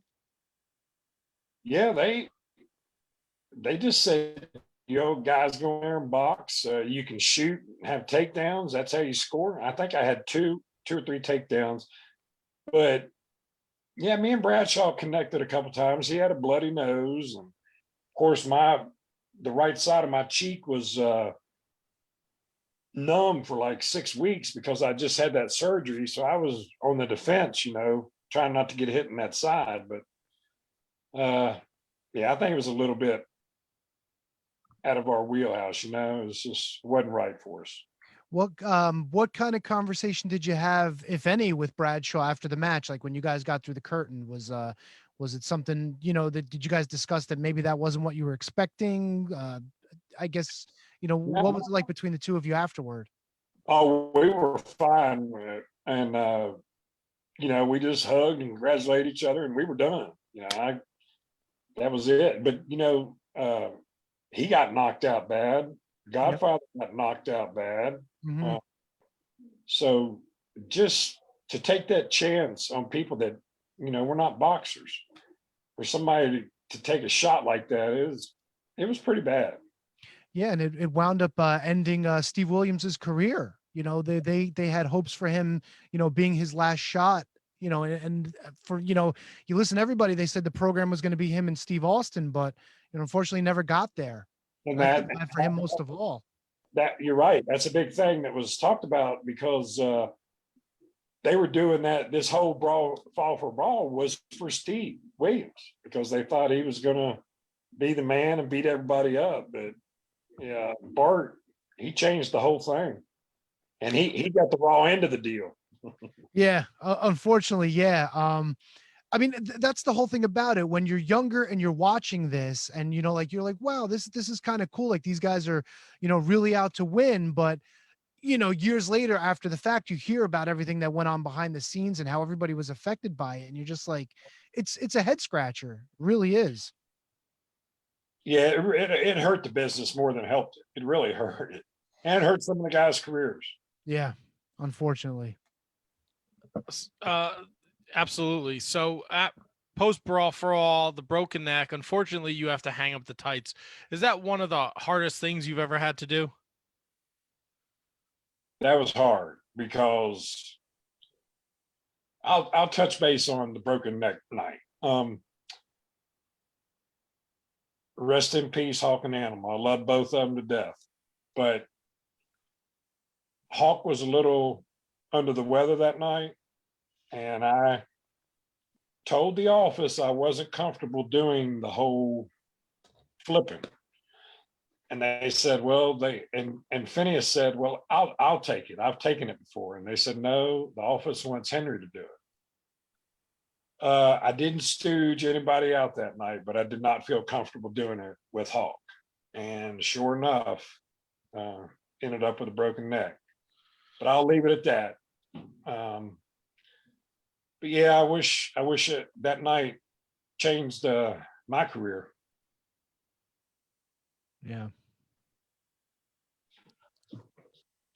Kev, you got to turn your mic on. Have your mic. Sorry. All right. So forgive me for not knowing the timeline of this, but you actually had a chance to come back, correct? And around the same time, maybe they were signing guys like, I think Marty Jannetty was brought back. I want to say like 2005-ish, 2006. Yeah. And so you were brought back, and I think you were actually teaming with Gordy's son. Terry Gordy's son, yeah. So what happened with that, and why didn't that ever truly develop? Yeah, that's interesting. I had, when I went back, I wasn't in a good place. I had broke my neck, lost my job,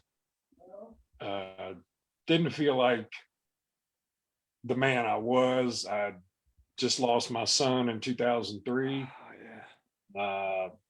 So I went back. I really wanted to go back, but physically and mentally, I'm in better shape now than I was then. So,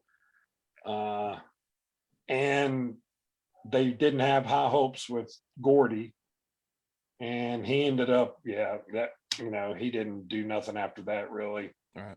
So they just sort of ixnayed it, and I went my way and they went theirs. Do you have any aspirations of being back? I mean, obviously the doors are always open. Bridges are never truly burned in this business. Do you have any aspirations to be back there in some capacity someday? I would, yeah. It would be fine with me. Just, doing the Survivor Series thing with Taker and all the guys.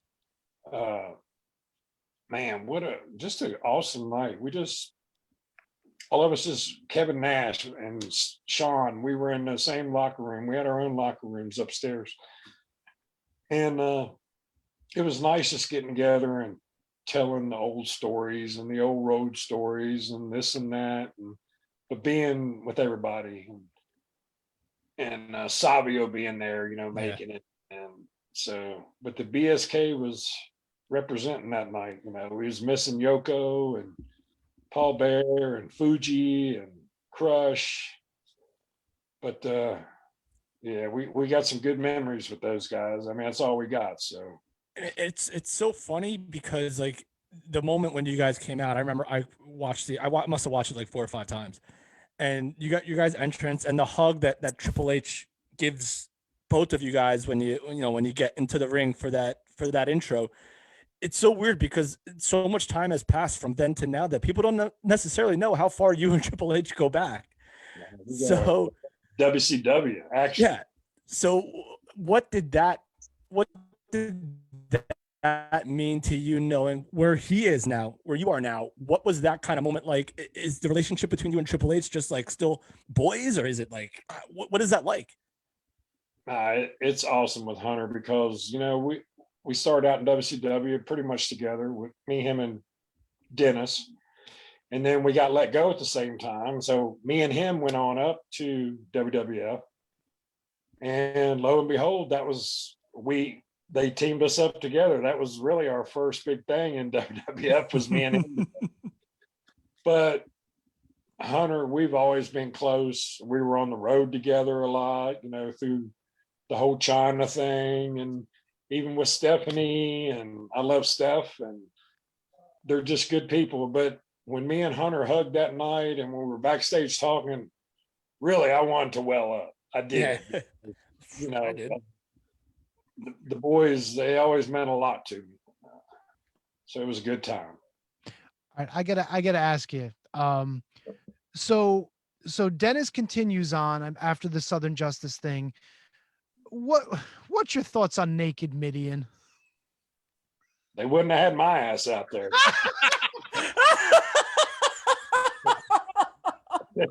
No way. I mean, did he reach out to you? Did he ask you like, hey, this is what they want me to do? What do you think? Or was this just like you turn on the TV one night and you're like, what the hell is this? Dex was on his own after that. But he told me, he was going into the ministry and with Taker. But the Naked Midian, he had fun with it, but I wouldn't have. They would have sent me home right then. God bless him for that. I ain't running around naked with no fanny pack over my ding dong. What are you? Get out of here with that nonsense. So I'm sure inquiring minds want to know, what are you up to these days? I mean, obviously it's the pandemic and the coronavirus and all that, so you're not out and about, but I see pictures on your Instagram. You do have an Instagram, Henry O Godwinn, and Godwinn spelled with 2 N's. Give them a follow. There's lots of great pictures up there. There's a really great picture of you and Bam Bam, and Bam Bam's got like his eyes shut with black and blue. You're clearly not living a gimmick. You are a hog farmer. You're doing that. There's pictures of you farming. Happy belated birthday, by the way. I know you just celebrated a birthday about a week ago, but you're farming. Are you doing wrestling conventions prior to the pandemic? I was doing a lot of stuff, and everything got canceled and shut down, and I was actually talking to George South. I guess you guys know George South. Oh yeah. I was talking to him a few months ago. See, that's who trained me. That started in '89 with him and Italian Stallion. Yep. And so I was talking to George. I said, I started my career with you, and I owe you a lot for my career. And I said, I would like to finish my career with you. So we're talking about a Henry Godwinn, George South retirement match. That's awesome. Yeah. That is fantastic. So we'll see how that goes, and actually I'm flying to Minnesota April 4th, Easter Sunday. And Dennis Phineas is flying out of Tampa, and we're doing a signing up there. That's awesome. That's fantastic. And then we're going to Wrestling Cade November 27th in Winston-Salem, North Carolina, right? Yeah. Wrestling. Yep. I have a question from a fan who actually you might know or remember. He's a proprietor of Zombie Sailor Toys. Does that ring a bell to you? Oh, Josh Sailor. He asked you, he asked me to ask you, can you ask him what it was like to slam Zombie Sailor in a pile of pig shit? Oh my God, that was very satisfying. I just wanted to get him by the neck, but the slam and the hog shit was good. That's awesome. That's it for me, guys. Wait, hold on. Is that a thing? People could pay and you would slam them in a pile of shit? Because I think that's brilliant, and I would 1,000% do that. Yeah, Zombie Sailor came down from New York. We did a little promo, and he got a little mouthy, and he got slammed in the shit. Sent him back up north with a dirty ass. We all have dirty asses up here in the north. Yeah. Some dirtier than others. Yeah. What are you gonna do? I would 100% get slammed in hog shit. I would 100% do that. That sounds amazing. Sounds a lot safer than getting that picture with Sonny in bed that we almost got ourselves into. Well, yeah. No. What? It was weird, man, with the Russian dudes in the hall. We went to a wrestling because we know Sonny. Tammy's a wonderful lady. Yeah. She's a friend of the show. Yeah. She did a convention, and the gimmick was that she was taking pictures. You know, you go up to her room and she takes a picture in bed with you. Nothing crazy. Yeah. But she was like, oh, come up after the convention. So me and Tony, we packed up our table. We had a table there, and Kevin, but Kevin left. He had to do, he was working for another wrestling promotion, setting up a big show. Me and Tony went up. We were in the hallway, and it was me and him and then some Russian dudes. And it got really weird really quick. And I was like, we got to go, bro. I don't like what's going on here. Hey, you know what would have been even weirder? If me and Phineas would have walked in our overalls. and then poured pig shit all over the floor. Yeah, and then, I could have got flopped. Yeah. Sounds like had we hung around, we might have gotten slopped ourselves. Who knows? Yeah. Oh boy. All right. Sounds like a fever dream of mine. Well, possible. Henry, when you see the quotes from Dusty Rhodes, when he says you were too handsome to be a heel, they had to put a mask on you. How do you feel about that? Well, it made me feel good, but and I'm sure it made Tex feel bad because Dusty said, "You're ugly. You don't need a mask." But Henry's got a baby face. We're gonna boo you because of your face. Phineas is a chef, right? Yeah. Is he like a really good chef? How's his food? He's good. Yeah, he cooked a lot for us in Atlanta. When we lived together in Atlanta, he cooked a lot. So he's pretty damn good. What's his specialty? He's doing sushi real good now. Ooh. Yeah. I like that. Yeah, me too. So how important is it for the boys, for the wrestlers, to have a life outside of wrestling and something to literally have with you at all times? You know, the chef, you know, your farm and all that stuff. How important is that to wrestlers? It's real important, you know, because we miss out on so much being on the road, and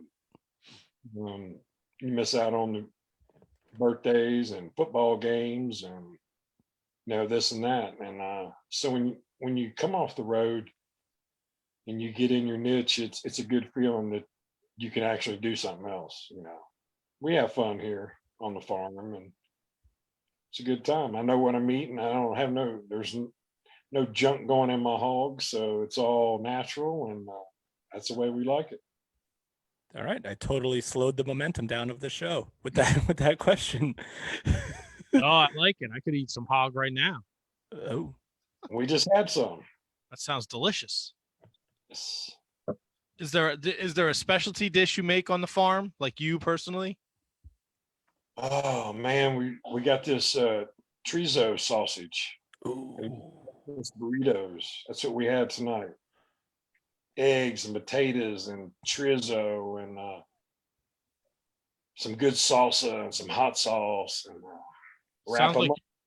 Sounds like you're the one that's gonna have the dirty ass tonight, my friend. Keep that bucket handy.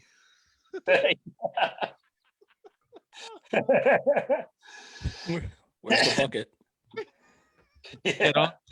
Don't do it in the bucket. No, I'll do it in the bucket. Then he's gonna drive to New Jersey and he's gonna throw it on all three of us. Zombie sailor, here I come. I will let him know. I will let him know.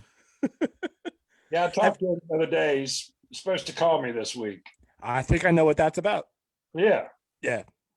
Is there any movement on that? Any breaking news you can give, or should we wait for Zombie to break that? Nothing else. He's supposed to call me. So we'll find out what he's got up his sleeve. Gotcha. Nice. Well, Henry, it's been an absolute pleasure. We've taken up tons of your time on this Monday night. We appreciate it. Yeah, here, I want to show you guys something real quick. Oh, please do. It better not be the toilet. It's gonna be a hog. WrestleMania 13. We all the boys got a shirt that had the flames and it had our name on the back. Mine says Hog, but I don't know of any of the boys that got their shirts left, but here's mine. Oh, That is awesome. That's beautiful. I remember that 13 logo too. Like it was yesterday. That's And then cool. Oh yeah, show us more. Give us a tour, bud. Yeah, please. I love this stuff. Godfather sent me this. Somebody out west did this. This is a BSK cartoon. Oh my God. Oh, That's sharp. that's amazing. That's not a cartoon. That's like art. That's like legit artwork. Yeah, That's sick. Oh my That's God. cool. it's crazy. And then here's this. I got a couple of them. Oh, in box. Mint on card, as we say in the figure world. Right. This is the Survivor Series with Taker when he wore the mask. Oh, and that's when you guys were all wearing the Undertaker shirts. It was you, Rikishi, Savio, and him, correct? Yes. Yep. That was a lot of people didn't know, but that was the BSK crew. They got picked for that. And God, who was it? Jerry Lawler? Oh God, I'm gonna brain fart on this. Was it Lawler? Isaac Yankum. Oh, it was the Royals. Mabel and Triple H. Yep. That's it. Wow. Yeah, Kevin's good with that, with the memory when it comes to Survivor Series teams. That's like his niche. Yeah, that's all I got. Everything runs together with me now, all the 30 years. Yeah. Survivor, like I could tell you like anything that happened from like 88 to like 97, but then like 98, 99, 2000 beyond, it's all meshed into one thing, so I can't tell you. Those are Kevin's drinking years. Mine too. Well, be sure to follow Henry O. Godwinn on the Instagram. Show some support, show some love for him. If you're going to be in the Minnesota area on April 4th, get out there. Him and Phineas, I'm sure they don't get together a bunch. Get some photos, get some autographs. Clearly, you could tell he's got a ton of stories because we just talked to him for almost 50 minutes, and it was amazing. It's been a true pleasure, Henry. We'd love to get you back on. Is there anything else you want to say before we let you go and enjoy the rest of your Monday night? I appreciate you guys reaching out to me. We'll do it again. Maybe we can get Phineas on here at the same time or so. That'd be awesome. Be amazing. Y'all better take a stiff drink before you do that, though. No problem there. How do you think we get through this show? That boy. I appreciate you guys, and like I say, April 4th in Minnesota, and then WrestleCade in Winston-Salem in November. And I'm sure we'll have some other stuff coming up. Awesome. So cool. Well, Henry, thank you so much. Enjoy the rest of the night. We'll talk soon, sir. God bless, Henry. Thank you. Keep in touch. We will. Absolutely. All right. See you guys. Be well. We just crushed it right there. Back to back. Josh, the Good Woods, and Henry Godwinn. We haven't even talked. We got to talk NWA. We got to talk here? Fastlane. He might be dropping out soon. He's probably welcome back to his computer or whatnot. We might be able to. Matt. Yes. Henry Godwinn just told us to keep in touch, Matt. And I will. I am annoying as shit. So Yeah, but he welcomed it. It was his invite. I understand they welcome it, but then I start sending text messages. Look, he's back. He's back. Round 2. Why don't you get off this thing? I don't know, Henry, if it'll help.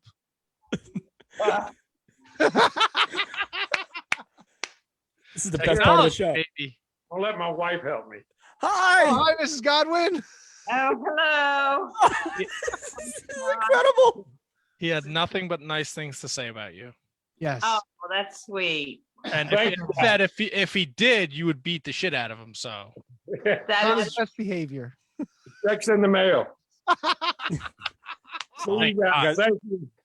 I was very lucky. Good night, guys. Thanks. See you. Oh man, what a great Tony, guy. Let's hang up on him, Tony. Help him. I'm trying, man. What do you think? There we go. All right. Okay. That was fantastic. We got to talk NWA Back for the Attack. We got Fastlane. We got picks. MLW. We got a lot to cover. Yeah, we got to do a speed round after whatever. I don't know. I fucking put the cart before the horse. Kev, what do we always say around this time? Help me. Back after this. Thank you, sir. You're welcome. We know you love shopping at Amazon, and we also know you love listening to the Shining Wizards. That's why you're hearing this commercial right now. But were you aware that you can combine the two, do all your shopping, and support the show at the same time? Well, of course you can. Instead of going to Amazon.com, go to Amazon.shiningwizards.com and make your purchases the way you normally would. You're going to get the same great low prices, and a portion of whatever you purchase is going to go to support the Shining Wizards. How great is that? You, by purchasing anything that you normally would anyway, is going to support us. That's a win-win in my book. So from now on, when you shop at Amazon, go to Amazon.shiningwizards.com or click the banner on our website and do all of your shopping with the Shining Wizards. Your recognized symbol of excellence in sports entertainment broadcasting from the current to the way back. Join the impact player Phil Brea and the Portuguese Man of War Choppy for the Turnbuckle Throwbacks Wrestling Podcast, live every week on rantemradio.com. Get all our episodes over at iTunes, Stitcher, TuneIn, Audio Boom, Google Play, ShiningWizardsNetwork.com, and TurnbuckleThrowbacks.com. Are you tired of being told what to think and believe by Hollywood elites and politicians who just don't care about you? Tired of not getting the truth when you watch the news? Tired of trying to figure out what pronoun to use? Tired of mob mentality when all you want to do is think for yourself and make up your own mind? That's where we come in. This is Justin. And Vince. Your hosts of Inconclusive Breakdown. We are a weekly anti-PC podcast bringing you entertainment and current event news without any spin. If you want to truly stay informed on what's going on in the world, then give us a listen every Sunday, anywhere you get podcasts, at least till Zuckerberg and Twitter Jack deplatform us. And as always, we're proud members of the Shining Wizards Network. Tired of the PC police telling you what you can and cannot say? Want a show that travels back to the 80s and 90s where the badass hosts have beaten down cancel culture on 3 separate occasions and carried on to gloat about it? Since 2013, the Midnight Jury is that show. Travel back to the malls and arcades, pop in your VHS, and join us where the 80s and 90s return from the dead. Conan, tell them where to find us. WLWstudios.com, home of the Midnight Jury podcast hosted by Midnight Mike and Calvin Brody. Also available on all major podcast platforms via the Shining Wizards Network, and join in the conversation on Twitter at Midnight Jury.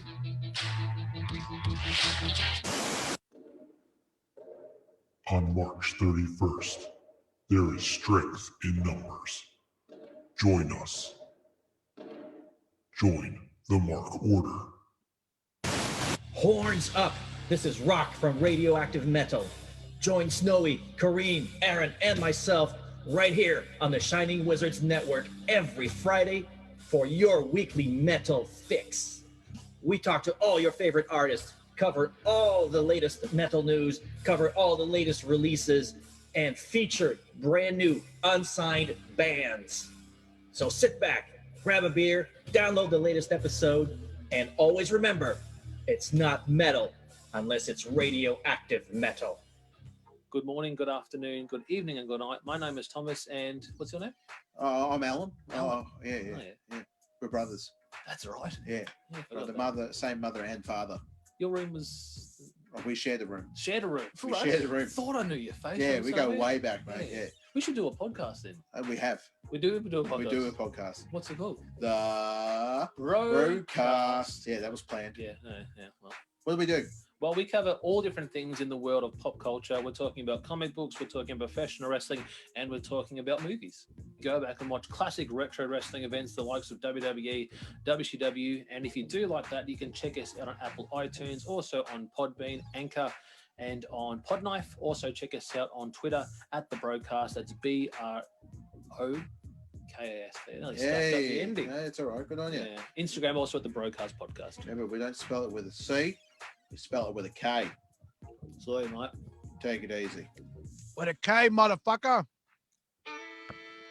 It's time to thank those that support us over at our Patreon, patreon.com/Wizards Podcast. And for the low price of $1 a month, you can support your favorite wrestling podcast. We provide amazing content. Last week, Tracy Williams.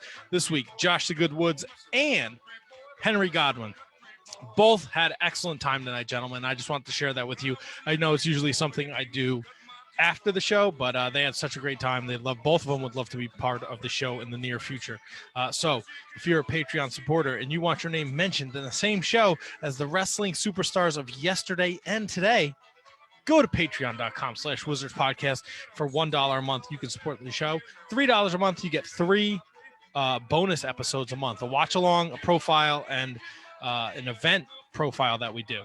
By the way, I think for this month, our watch along is going to be the Hog Pen match. I think I'm going to watch that this week. Ooh, there you go. You heard it here first. That came to me in a dream, or maybe when I was talking to Henry. I don't know, but I think that's a great idea. Imagine doing a watch along with Henry Godwinn of the Hog Pen match. You might have to do a $30 tier on the Patreon. Oh, 50 cash, baby. 50. Well, we want to thank those that support us. We're going to start. We have the newest Patreon member, Mr. Roll. Right? Baby. Keep it rolling. Is that how it's announced? I don't know. It was ROL. That's all I saw. Yeah, roll aids. Roll. You know what? Roll. If it's raw, great. If it's not, please reach out to us. Tell us you said your name wrong. So we know. Rolling deep. Because we're rolling. I'm an idiot. I can't speak for Kevin and Tony, but I'm an idiot, and I usually read the name. So no, it was roll. It was I checked it too. It was ROL. That was it. Kathy Homer, the queen of the Shining Wizards, Mr. Manny Kratzo, the king of the Shining Wizards, Danny and Anthony Rusinello, the AOP of the SWP, Ryan Arthur over at elementary.com. It's a local brewery here in Hackensack, New Jersey. If you're in the area, please support your local businesses. It's starting to get warmer out. They have outdoor seating. They have brews. You're not comfortable being in a crowd. You haven't got your vaccine yet. Grab a sixer to go. Go on home with some Elementary brew. Sean Toe, Sean Calejo, Ryan Schlong, Brett Simonello. What do you hear? What do you say? Catherine Hensler over at ondeckic.com. She also hosts the Pick a Vinyl music podcast. If you're into music, that's highly recommendable. And she does a wrestling podcast with Kevin Gill. What's good in wrestling with KG. What else is she a part of? Well, I don't know how much longer that's going to last. So I would say the Wednesday night show, but who knows? My schedule is starting to stack up, boys. So look out. Matt Garifo, no relationship to the KJG. Maddie Mellinger, Christine Friesendorf, Mark Parloni. Happy birthday, Mark. Happy birthday, Mark. Kenny Hawsey, Mr. Scotch Drinkmore himself. Jay Kopp, the big Copper Pump from the Turnbuckle Throwbacks every Friday night here on the Rant. Thomas Copps, the Mott Spock. Michael Hammond. David Henry Bauer III. His pal Antonio Hosserman makes experimental music at harvestmanrecords.bandcamp.com. Matthew Birch, the true Prince of Pro on Twitter. Give him a follow. He's a great supporter of all things independent wrestling and professional wrestling and a really good guy. The Bergman, He's in the Facebook. He's watching us live. He's the LeBron James of Mattel Elite Figure Collecting, and he loved the Henry Godwinn interview. Said it right there on the Facebook. Who didn't? Come on. Carrie Cowling. She's supporting us all the way out from California, IA. Rocking that SWK t-shirt. She's got the pink and black. True supporter. Thank you for the love and support, Carrie. And last but certainly not least, Mr. William Mercier Jr. Lives are gonna be in William Mercier's hands. You know what I mean? Kevin, we do know what you mean. You know what else I mean? Ringside Rant, the newest show on the Shining Wizards Network. Make sure you check those guys out. I put a lot of work into that William Mercier, by the way. You always do, and it always comes off perfectly. Bravo, sir. Can I give you this and that before we move on to news and notes and pay-per-views and whatnots? Hit me with this and that. Elite 8 in the Valet 32 starts tomorrow. We've got 4 matchups left. 12 o'clock, 2 o'clock East, tomorrow and Wednesday. We got our finals in each division. I put out an episode last night to catch you all up on who's in the lead, who's left, what happened. Matt, some surprise victories. We got some big upsets that happened in the round of 16. We're moving on to the Elite 8 now. Anything can still happen. Make sure you're voting on Twitter and Facebook. Voting is going to go for 3 days for this round, not 2, 3. So make sure you get your votes in. You can vote Twitter and Facebook, 1 vote each. Get everybody involved. It's been a blast. And join the Discord. We talk about the Discord. We talk about it on Discord too. Discord. Sorry, Tony, I didn't mean to cut you off. If you're having trouble following the tweets, if you just search hashtag Valet32, all the polls will pop up, so you can vote accordingly. And my poll will pop up all the time. All right, there, fucking Tony Venus. So, Tony, who's actually left for those who may not go out of their way to search the actual episode? We got to give the people what they want, Tony. They want to know. Well, I can give them the Elite 8 right now. Yeah, do it. Yeah. I will give you the matchups, but I'll give you who's left. There you go. Lita, Missy Hyatt, Sherry Martel, Terry Runnels, Sunny, Miss Elizabeth, Beulah, and probably the fan favorite right now, at least on the Twitter space, Francine. Want the match? Join us tomorrow at noon on the Facebook, on the Twitter. Get all the matchups and vote. Terry Runnels in the Elite 8. That's impressive. Yeah. And find out which number 1 seed got eliminated. There's one of them I didn't mention. Go check it out. The graphics are up. Number 1 seed's gone. One of the number 1 seeds is gone. Yes. Oh, crap. She gone. She's gone. Look at that. Wasn't that Bob Saget that sang that? Bob Saget. That's right. She's gone. Bob Saget and the Rippers. No, God, that's Hall and Oates. She's gone. She's gone. Oh. I snorted. I never snored. Well, you know who was gone for a long time, but they're back for the attack. Who's that? The NWA, the Dr. Dre and Company. Yes, and here's the weird thing: a lot of faces gone, but we got a lot of new faces. A lot of them are from the Championship Wrestling from Hollywood, from Primetime Live. Not hating that at all. Go ahead. A lot of those faces are going to be really hard to replace. Oh, of course. I mean, from what I took away from the chat, because on Fight TV, there's always a chat that goes along with whatever you're watching. Never ever see those. Oh, really? I just stream it to my TV and that's it. I want no part of that. But I mean, they also Tony's an instigator, Matt. Not that I'm instigator, but you get a good litmus as to who people like, who they don't like. But I mean, you think about it, like we lost Eli Drake. Dave Marquez, for God's sakes, is not involved anymore. They were hurting without him. Honestly, like I don't know what his behind the scenes deal was, but at least for the ring announcing and the interviews. With all due respect to Dave Marquez, your plateau was Eli Drake, Dave Marquez. No, listen. I mean, if you know anything about the California wrestling scene, Championship Wrestling from Hollywood, Dave Marquez is a big part.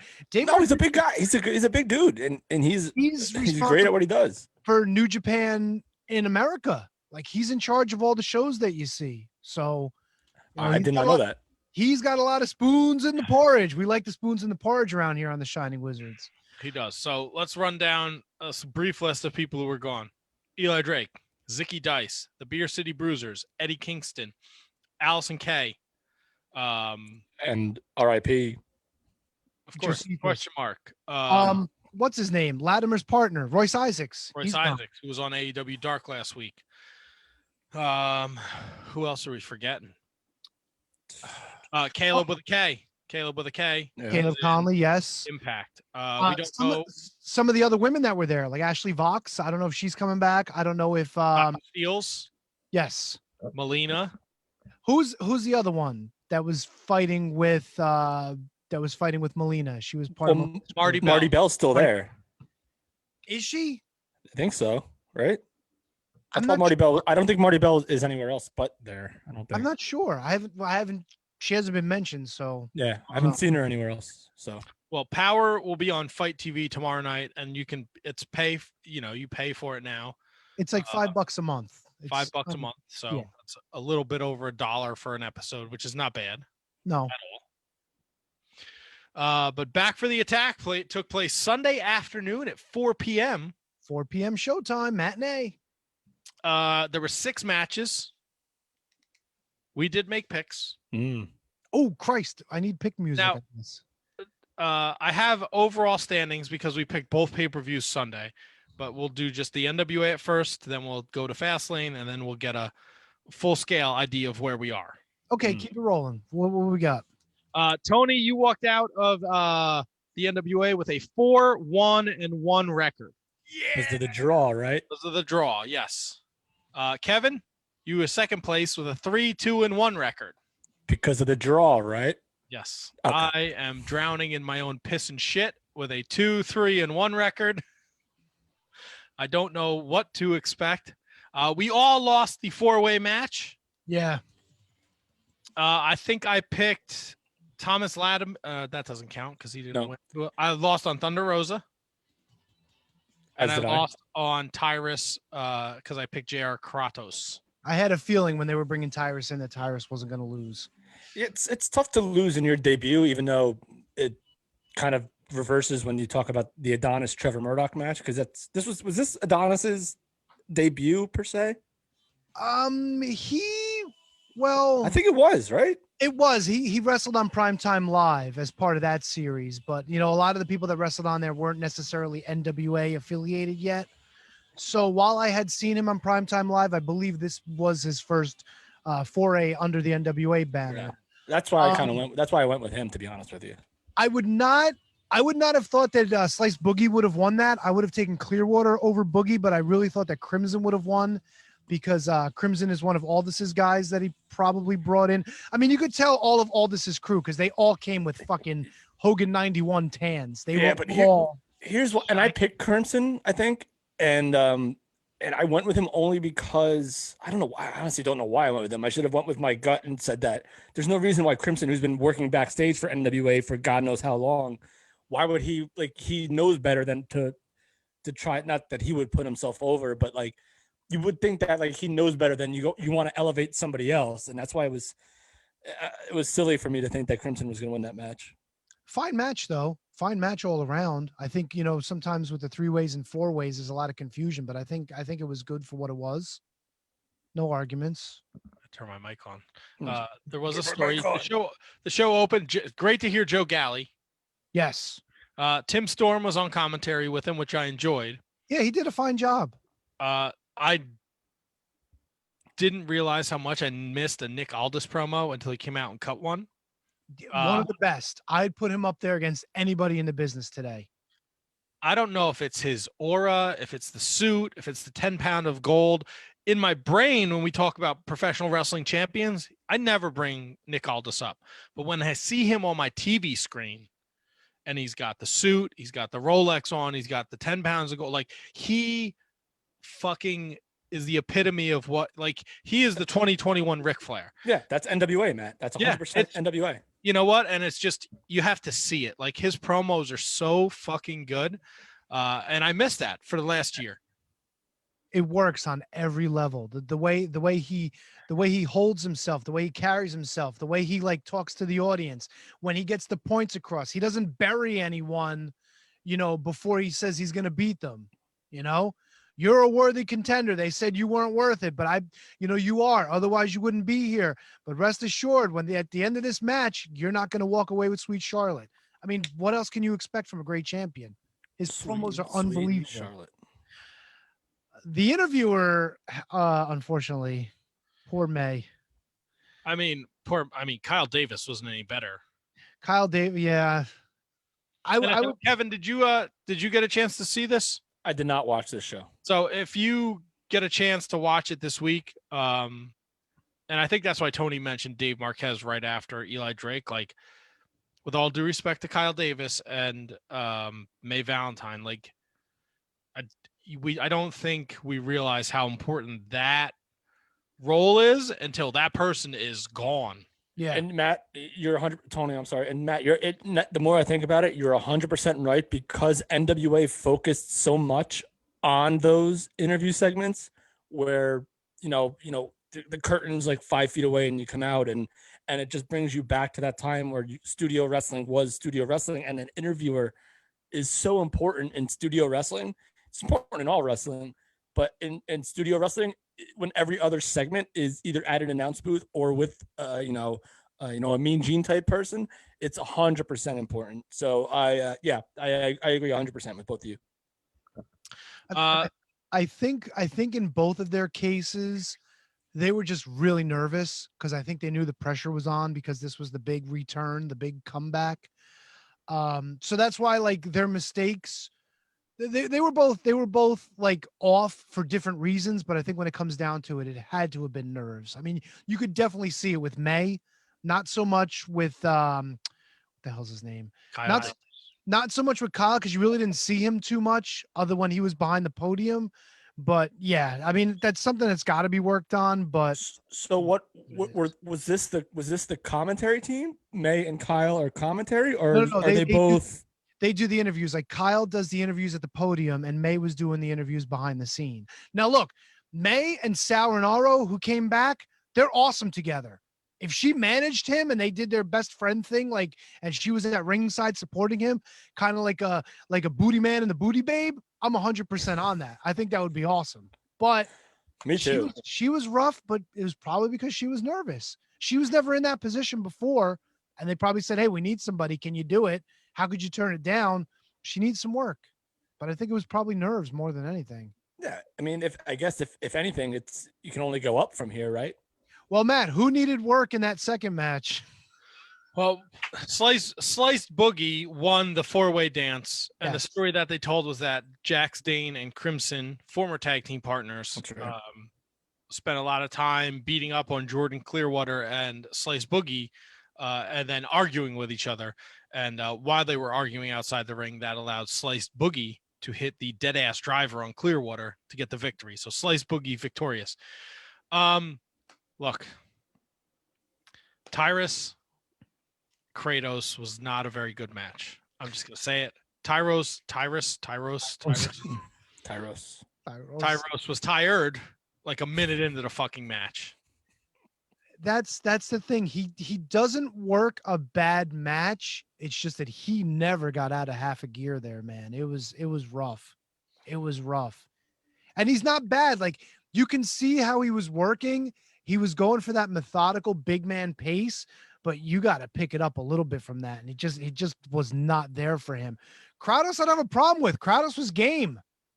Like, he looked like he was ready to move. He was showing some fire, some emotion, but when your dance partner is dragging you down, man, there's only so much you can do. Isn't this also Tyrus's like first match in God knows how long? In God knows how long in the NWA. Yeah. So who knows? Like, look, I know the guy works out. He definitely was not in ring shape for this one. Okay. I'll take your word for it 100%. And it sucks. I like Tyrus. I like him. The people that were in the chat didn't like him, but Yeah, but that's outside. That also probably involves shit outside the wrestling world. 100%. I didn't like it because Kratos, JR. Yes. We're gonna go JR. He's Sasha half of the tag team champions. Yeah, but tag team champions are known for being tag team specialists, not necessarily singles So wrestlers. what is this? Tyrus going to bring in a fucking tag team partner now? Look, Aaron Stevens was in your main event. He's a tag team champion. Did he win? Just saying. No, but that's the world champion. He was playing the Ricky Morton role. You leave I'm him just alone. saying, man. Darius Sully, the good name. I'll tell you what I did like. Oh, tell me. The NWA TV Championship match. Not a big Pope fan, but him and Thomas Lattimore, they really tore the house down. They did. That was a good match. They changed the time limits now. It's 10:05 instead of 6:05. For what reason? I don't know. I mean, but whatever. Well, wasn't the TV time limit always 10 minutes? Well, when the NWA brought back the television title, they were doing the 6:05 time. Oh, okay. All right. And that was also part of the Lucky 7 rule, where if the TV champ either successfully defended or went time limit in 7 matches in a row, that would be an automatic world title shot. So I guess they're doing away with that for now. What did you think of the national title match? I really enjoyed the shit out of that one too. I thought that Trevor Murdoch brought his working boots for that one. He looked really good, and so did Chris Adonis. I really liked this match too. Yeah, I think Trevor Murdoch needs to spend less time eating boogers and more time on the treadmill. They like them apples. I'm still hot about him beating Aaron Stevens. Shenanigans. He won. Now, that was a good match, too. It was fine. The post-match was interesting. Clearly, the story is not done being told yet. Yeah, he won. He won. One more time, Tony. One more time. One more time. I won. There you go. So Murdoch retains. Adonis goes to put him in the master lock. He slides out. He rolls him up. He steals a victory. Post-match, they do a little handshake, but Adonis isn't having that. And there's a beatdown. A little master lock. Yeah. All right. Kind of liking that. We got 2 feuds right now for the 2 under championships, and I'm okay with all that. I like these matches. Camille defeated Thunder Rosa. Yes. For the number 1 contendership. Yes. Camille. This is the one pick I regret. Yeah, I'm kind of with you. Camille, a little green. Still, yeah. But she's looked better than she has in a while. And that could be also due to her dance partner. Well, also, I'm in love with her. So that's got to be weighing on her conscience. Oh, Kev, you would have loved it. She was a little less diesel and a little more thick. But I think this look plays better for her. She looks bigger by not looking. She was thinking about me the entire match. But she looks bigger, but not as ripped. So that makes her look bigger in stature, if that makes sense. Like, look at Rick Rude. Rick Rude was big, but he was chiseled. Now you compare. She's going to be a mega star no matter what. Oh, of course. But I like the look better. Plus, they were all tan as shit. So, that's a plus. Tony, big on the tans, Tony is. You didn't notice the 4 of them were like fucking really tan? Like really tan? You noticed it. Dude, you're back for the attack. You got to be tan. Well, that's what I mean. They were ready to go. Kevin, let me ask you a question. All right. Taryn Terrell. What's That's her right. What's her pedigree look like? Yeah. She was in. I'm sorry, my internet connection's unstable, so I'm sorry if I'm cutting over you guys. She started. I don't want to say she started there, but she was WWE ECW's general manager. Of course, Tiffany, I want to say her name was. Yep, 100%. And then she was in TNA for a very long time. Former beau of Drew McIntyre. And she was she had a really good run in TNA. And excuse me, I think she had a group at some point in Impact. The Dollhouse, I want to say it was, with Mia Yim and I want to say Marty Bell, but don't quote me on I think you're right. So she was there. So she has a history. She's not a bad. She got in TNA. Or in Impact, she did some really good stuff. I think she is most, and not deservedly so, hindered to the reason why Drew McIntyre got released the first time. But Taryn Terrell is a tremendous. She's a talent. She checks all the boxes in terms of wrestling, in terms of what you want in a personality. So her debut. I didn't see it, so I have no idea what happened. But maybe not a name that a lot of people know, and maybe she's a little like, kind of like under the radar, or maybe a little spend too much time off the radar to make an impact. But I think it's a great pickup. I think. So Yeah, wrestling. her commentary skills sucked. Oh wait, she was on commentary? Oh, she was fucking garbage. Dog shit. Oh, I didn't know she was on commentary. I thought she came back to be like a wrestler. I'm sure she's going to wrestle. At one point, she says, "Wow, she does a lot of stompy things." I could see that playing a part in her character though. That could be fun. It was look, the bringing in people to sit in on color commentary for these matches that are supposed to mean something. I don't know what your boy WPC was thinking. Cause I fucking Taryn Terrell was bad. She was not as bad as fucking Austin Idol. This Austin fucking Idol was carny fucking. Oh God, how are you gonna stick this gimmick dude on commentary for a match that the importance of this whole show is to pay homage and honor the question mark Joseph Hudson? That's why Aaron Stevens is challenging, and this fucking gimmicked up goon is sitting there. Tim Storm looked annoyed with him every time the camera was on them. Yep. Tim Storm was annoyed when Austin Idol came to sit with them. The first look, he was like, what the fuck? And Tony, Joe Galley, Tim Storm, Nick Aldis, the guy, I keep forgetting his name. Everybody's dressed up. Here he comes. Thank you. Here he comes all fucking gimmicked up. And what? Oh my God. The chat on Fight TV was having a field day with him. Not one person was digging what he was fucking shoveling. And terrible. And I know NWA has been gone for a year, right? But Tony, you were dialed into the NWA. Yep. What is this crazy nonsense that Austin Idol is talking about? He's Nick Aldis's manager? I have no idea. No idea. I tuned him out after a while, dude, because honestly, Nick Aldis and Aaron Stevens had a great match. They were telling a great story. There were times where it really felt like Aaron Stevens might pull a victory out, which is what you want in a match like this. You know, going in, like you see it and you're like, come on, there's no way Nick Aldis is losing Aaron Stevens. But then as the match goes on, now they've got you sucked in. Now it's like, wow, what if he really does pull this off? And he was in opportune moments to do that. But when you got fucking Austin Idol just yapping. Holy shit, dude. If you don't shut it out, it takes you out of the match. Really does. I had tweeted about Taryn Terrell and her stompy. She does stompy things. When was the last time you heard Gordon Soley use the phrase stompy things? And then somebody DM'd me and said, did you watch the main event yet? And I said, no. And he said, watch. There's a point where Austin Idol won't shut up and Tim Storm is looking at him, and Tim Storm writes something on a piece of paper and passes it to him, and then Austin Idol stops.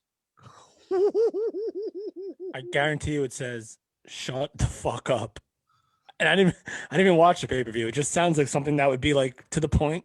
Shut the fuck up. And if this person didn't DM me, I wouldn't have seen it, but I was looking for it. Was it Royce Isaacs? It was not Royce Isaacs. The match itself was awesome. And this is Aaron Stevens has fallen into this role in the last 2 years with the NWA where he is a goofy karate guy. This match, you saw none of that. You saw the Aaron Stevens who was signed to the WWE, who had a great run in FCW and NXT, and was on the main road. Like, dude wrestled his balls off. This was an excellent wrestling match. They did a great job telling the story. And I thought the ending was bittersweet. It was very nice. He deserved to be in that match, despite what everybody said. The way they built it up during the show with the interviews, he deserved to be there. And plus, at the very end, the little tribute they did for Josephus, where everybody came out, they held up the Mongrovian flag. They kind of said goodbye to him. Like, this one was for you, you know, all that good stuff. You didn't notice that they only rang the bell 8 times for the 10-bell salute? No, the first 2 went really fast, and I was yes. And then there were isn't that very question markish? Yeah, but I don't. Look, if that's what they were going for, No, it's definitely not what they were going for. But that's it was, that was just that would have been lost on yeah. me. I was like, people were like, "What the fuck?" Look, it's been a year. I get it. There's rust, but there was an awful lot of rust that's got to be scrubbed off of the fucking NWA at this point. Will I be tuning in Tuesday? Yeah, I think I'm going to throw $5 down for this month. For God's sakes, I was in on Primetime Live, whatever that cost. I don't even remember.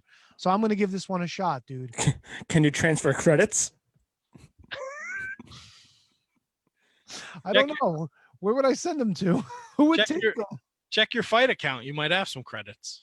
Yeah, I've been I know you got some credits. I was ready to cash yours in. Hey, don't be touching my fucking credits, motherfucker. What do you give it? I give it a B overall. I think even with the technical snafus, there was a lot of good wrestling on this show. Camille's got a lot of promise. I didn't hate that match. I didn't absolutely love it.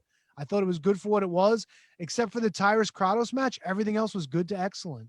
Yeah, I like your B. I'll give it a B. I didn't like the Tyrus JR Kratos. And obviously there's some glaring holes there. Kyle Davis and May Valentine, but it'll be interesting to see going forward who they use from California or Championship Wrestling from Hollywood, and maybe even the New Japan Strong crop of people. And who knows if the Forbidden Door? Yeah, I mean, look, you got a bunch of women in AEW that could definitely use the ring work. And right now your women's division is what? Camille, Thunder Rosa. Allison Kay is, I think, still there. Marty Bell, I think, is Allison still Kay, there. the free agent. Yeah, she's gone. Well, I mean, yeah, well, that still means that she's technically up for grabs there, right? What about Melina? Melina might still be around, no? I have no idea what happened with her. It was a weird storyline anyway. I don't know necessarily. Well, what happened with her? She was apparently signed to WWE, and now nothing happened. Do you guys know anything about that? They said she was gonna be, but then it turns out she might not have been. Like, I don't know. It's very up in the air. I'm as confused about that as you are. Yeah, that's But I did hear those rumors, and I don't think anything ever came of it. Well, listen, I hope there's no reason why NWA shouldn't be included in this whole Forbidden Door thing. Like, it makes perfect sense. Why not include them if they're back and if they're relevant again? Put them in Impact. Put Impact guys on NWA. Put Impact guys, or put NWA guys on AEW. New Japan. I really hope the New Japan stuff. And I'm not a big New Japan guy, as you guys know, but everything should work together once everything can work together. You know who was still there? Who came out at the end? Homicide. Homicide's still in the back working for them. Happy birthday, Homicide. Happy birthday, Belated. Homicide. Is his birthday? It was yesterday, I think. Oh, happy birthday yesterday. There you go. All right, that covers that. We got to move on. We got so much to cover. I feel like there is much more to cover. There was a WWE pay-per-view last night, Fastlane. Oh, brother. Okay, we got the music. We just keep it rolling. Keep going. Oh, they're gonna play the perfection music. I thought that was gonna happen. Oh, is there a perfect? Oh, there was a perfect. Kevin Grifo. Oh God. I didn't realize it was a perfect. Kevin, I mean, we all had a good showing on this show. Kevin went 7-0. Me and Tony went 6-1. I lost on Apollo Crews. And I lost on Mustafa Ali. Mustafa. Excuse me. All right, whatever. Mustafa. Stick it in your fucking ass. Stick it in your Mustafa. I did not see any of the show. I have the results. I heard great things about the main event. Until the ending. I watched the show. Listen, I was talking about in the Discord. Now, I'm not a SmackDown guy. I haven't watched SmackDown in a while, but I saw that fucking coming a mile away that they were going for the 3-way at Mania. Saw it. I don't know anybody who didn't see it coming. Maybe I hope it wasn't just me because it was so obvious. Oh, well, you're a cerebral assassin, Tony. There you go. So clearly you know that. So Kevin, you didn't like the ending? I did not. Because I think the match was too good for an ending like that. Like, there's a lot of amazing wrestling on this show, and WWE always tends to deliver that on these, I guess, air quote pay-per-views. It was such a great match to end it with Edge being a referee eventually, and then it just you didn't need it. There was ways to get around it without having Edge, beat the shit out of Daniel Bryan with a chair. Again, I'm not nitpicking, but I'm like talking maybe out of turn because I don't necessarily know a whole lot, but I just didn't care for the ending. That's all. But great match though. A lot of great matches on this show. Well, yeah. I mean, look, I don't like the WWE product, but there's few and far between times I will tell you the wrestling is bad. Because it's not. They have unbelievable athlete. Look, I heard McIntyre and Sheamus was fucking amazing. That was probably my favorite match of the show. I heard Riddle and Ali was really good. And that was on the kickoff. Big E and Apollo Crews was good, but the finish was wonky. Because nobody seemed to know what was going on. Seth Rollins and Nakamura, I mean, 100% on that Big E finish, by the way. Tony, elaborate on that because it's escaping me right now. Apollo went for a small package. Big E reversed it, got the pin. Oh, yeah. Nothing sort of happened. And then all of a sudden, Apollo started attacking Big E again. So you didn't really know the match was over. You didn't really 100% know if the match was over. Yeah. The bell rang, but Apollo just kept going. So it was kind of like, did it stop? But then it did. And I was like, fuck, I lost the match. So I didn't give a shit after that. So do you guys think that we get Apollo Crews going back to Yahoo Nation? Dude, it's possible. Look, they gave him the whole fucking African gimmick again, Nigerian and all this and that.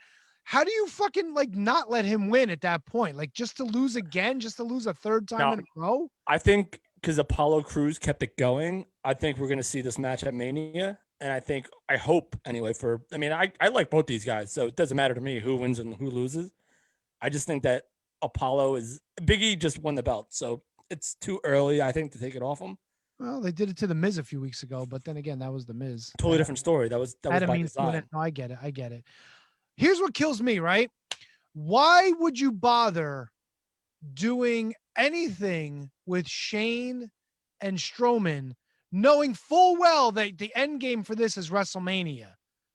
Like, why would you even advertise this? Considering WrestleMania is 3 weeks away, they could have forgotten about it for the pay-per-view, brought it up again on Monday, and then made the push to Mania. Whoa, Tony. What? Braun Strowman was slimed on Monday Night Raw. How is he not going to want to have a match on Sunday night at Fastlane? Shane was hurt. Why, he got hurt in training. Elias had to take his place. Elias wasn't ready to wrestle the man Braun Strowman, whatever the fuck his gimmick nickname is now. You can't do that on television. He got slimed. Oh well. What was it? It was when you said I don't know, that's when you got slimed, right? Yes. Correct. And if you said water, you got water. Yeah.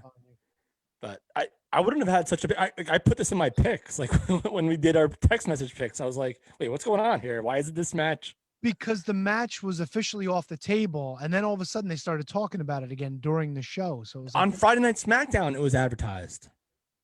Right, but Saturday it was off of WWE.com. Oh, I don't check WWE.com. I don't either, but I have to follow Wikipedia and stuff, and it wasn't on the Wikipedia. So yeah, Wikipedia definitely they took it off. Yeah, those Wikipedia editors, they're good. The WWE ones are pretty good, especially the ones that are keeping real time with upcoming events and title changes and whatnot. They're on the money with that. I don't know who's in charge, but they do a good job. You should get a raise. If you're out there and you hear this, give $2 to Wikipedia. Yes, please. And also support our Patreon. Yes.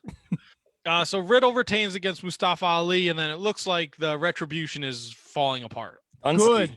Finally. Jack Off and Whack Bar and all those fucking idiots. All the Whack Bar? They said, see you later. That's right. Double choke slam. Double cheeseburger. Double choke slam. Double T-bar. Double slapjack. Double Mason Ryan. Double Mustafa, motherfucker. Double Nexus. Double Wade Barrett. Double Heath Slater. Get him on. The WWE Women's Tag Team Champions retain. Both teams teased dissension throughout the whole match. Bianca got bitch slapped after that match. Like, and she didn't do shit. Like, what are you doing? Got bitch slapped. Sorry, I don't understand any of this. This was I kind of am with Tony now. Like, what's the point of these WWE Women's Tag Team Championships if? And then there was like a clip online of Natty and Tamina are a tag team. I like that. And they pulled up in a parking lot and they park across like 3 spots. And I was like, you park like shit. She's a woman driver, so there you go.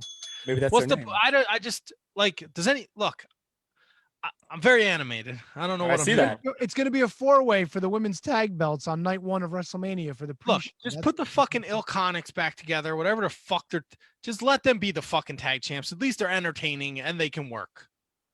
Isn't she one of the ones that asked to be gone? Like, didn't she cause a shitstorm on Twitter saying, if you're just not going to use me, just get rid of me? Oh, seems to be the case in the WWE universe. But I love the team. If Nia and not Nia, if Tamina and Natty are a team, I absolutely would 100% support that and get behind that. 100%.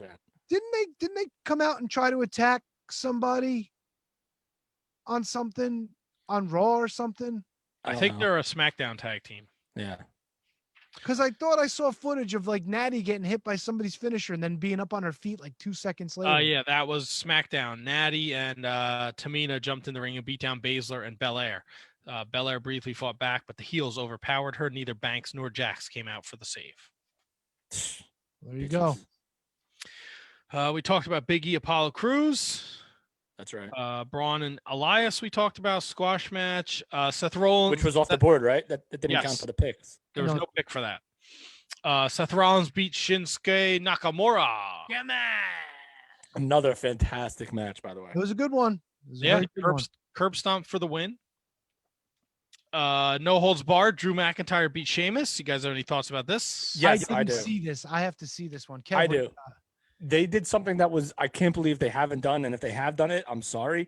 They actually fought in the crowd, air quote crowd, in between the monitors of the Thunderdome. So like literally fans are on this screen and they're just like literally in there fighting with them. I thought it was amazing. I had so much fun watching this match. Other than, Drew, I could have done without Drew McIntyre's Braveheart face. I don't know if you guys saw that. He came out with a blue and white face paint, and somebody put the most hysterical meme or quote up on Twitter saying, "Damn, how long has Drew McIntyre been holding his breath?" Because he looked like he was like frozen. It was, but again, fantastic. Probably my favorite match on the show. Here's something I'm sick and tired of about the Thunderdome, and I'm going to be an asshole here. Oh, of course. I know that the Thunderdomians are being produced, and I know you like that word, right? That's a $5 word. I know they're being produced. I know they're told like to cheer the good guys and boo the bad guys and all that other nonsense. And if you don't follow their rules, they throw you out.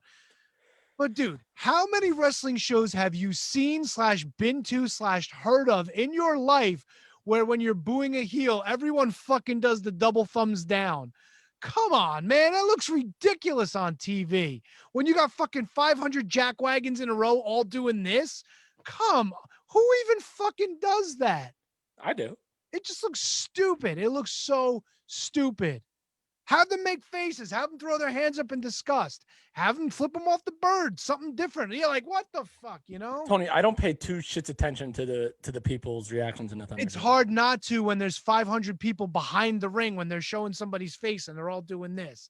They go out of their way to show them, and it just looks. Yeah, it's overproduced for sure. It looks so dumb. So dumb. Alexa Bliss beat Randy Orton.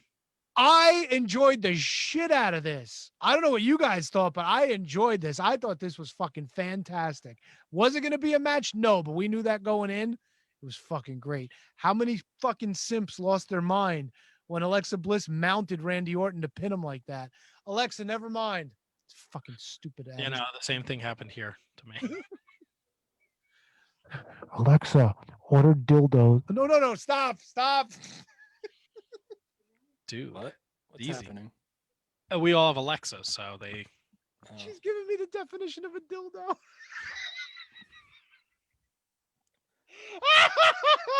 Dildo. Yeah. Low life Louis Ramos. Fiend. That seems like a lot of makeup every time he has to come out. No, dude. How creepy did it look though when they showed his face?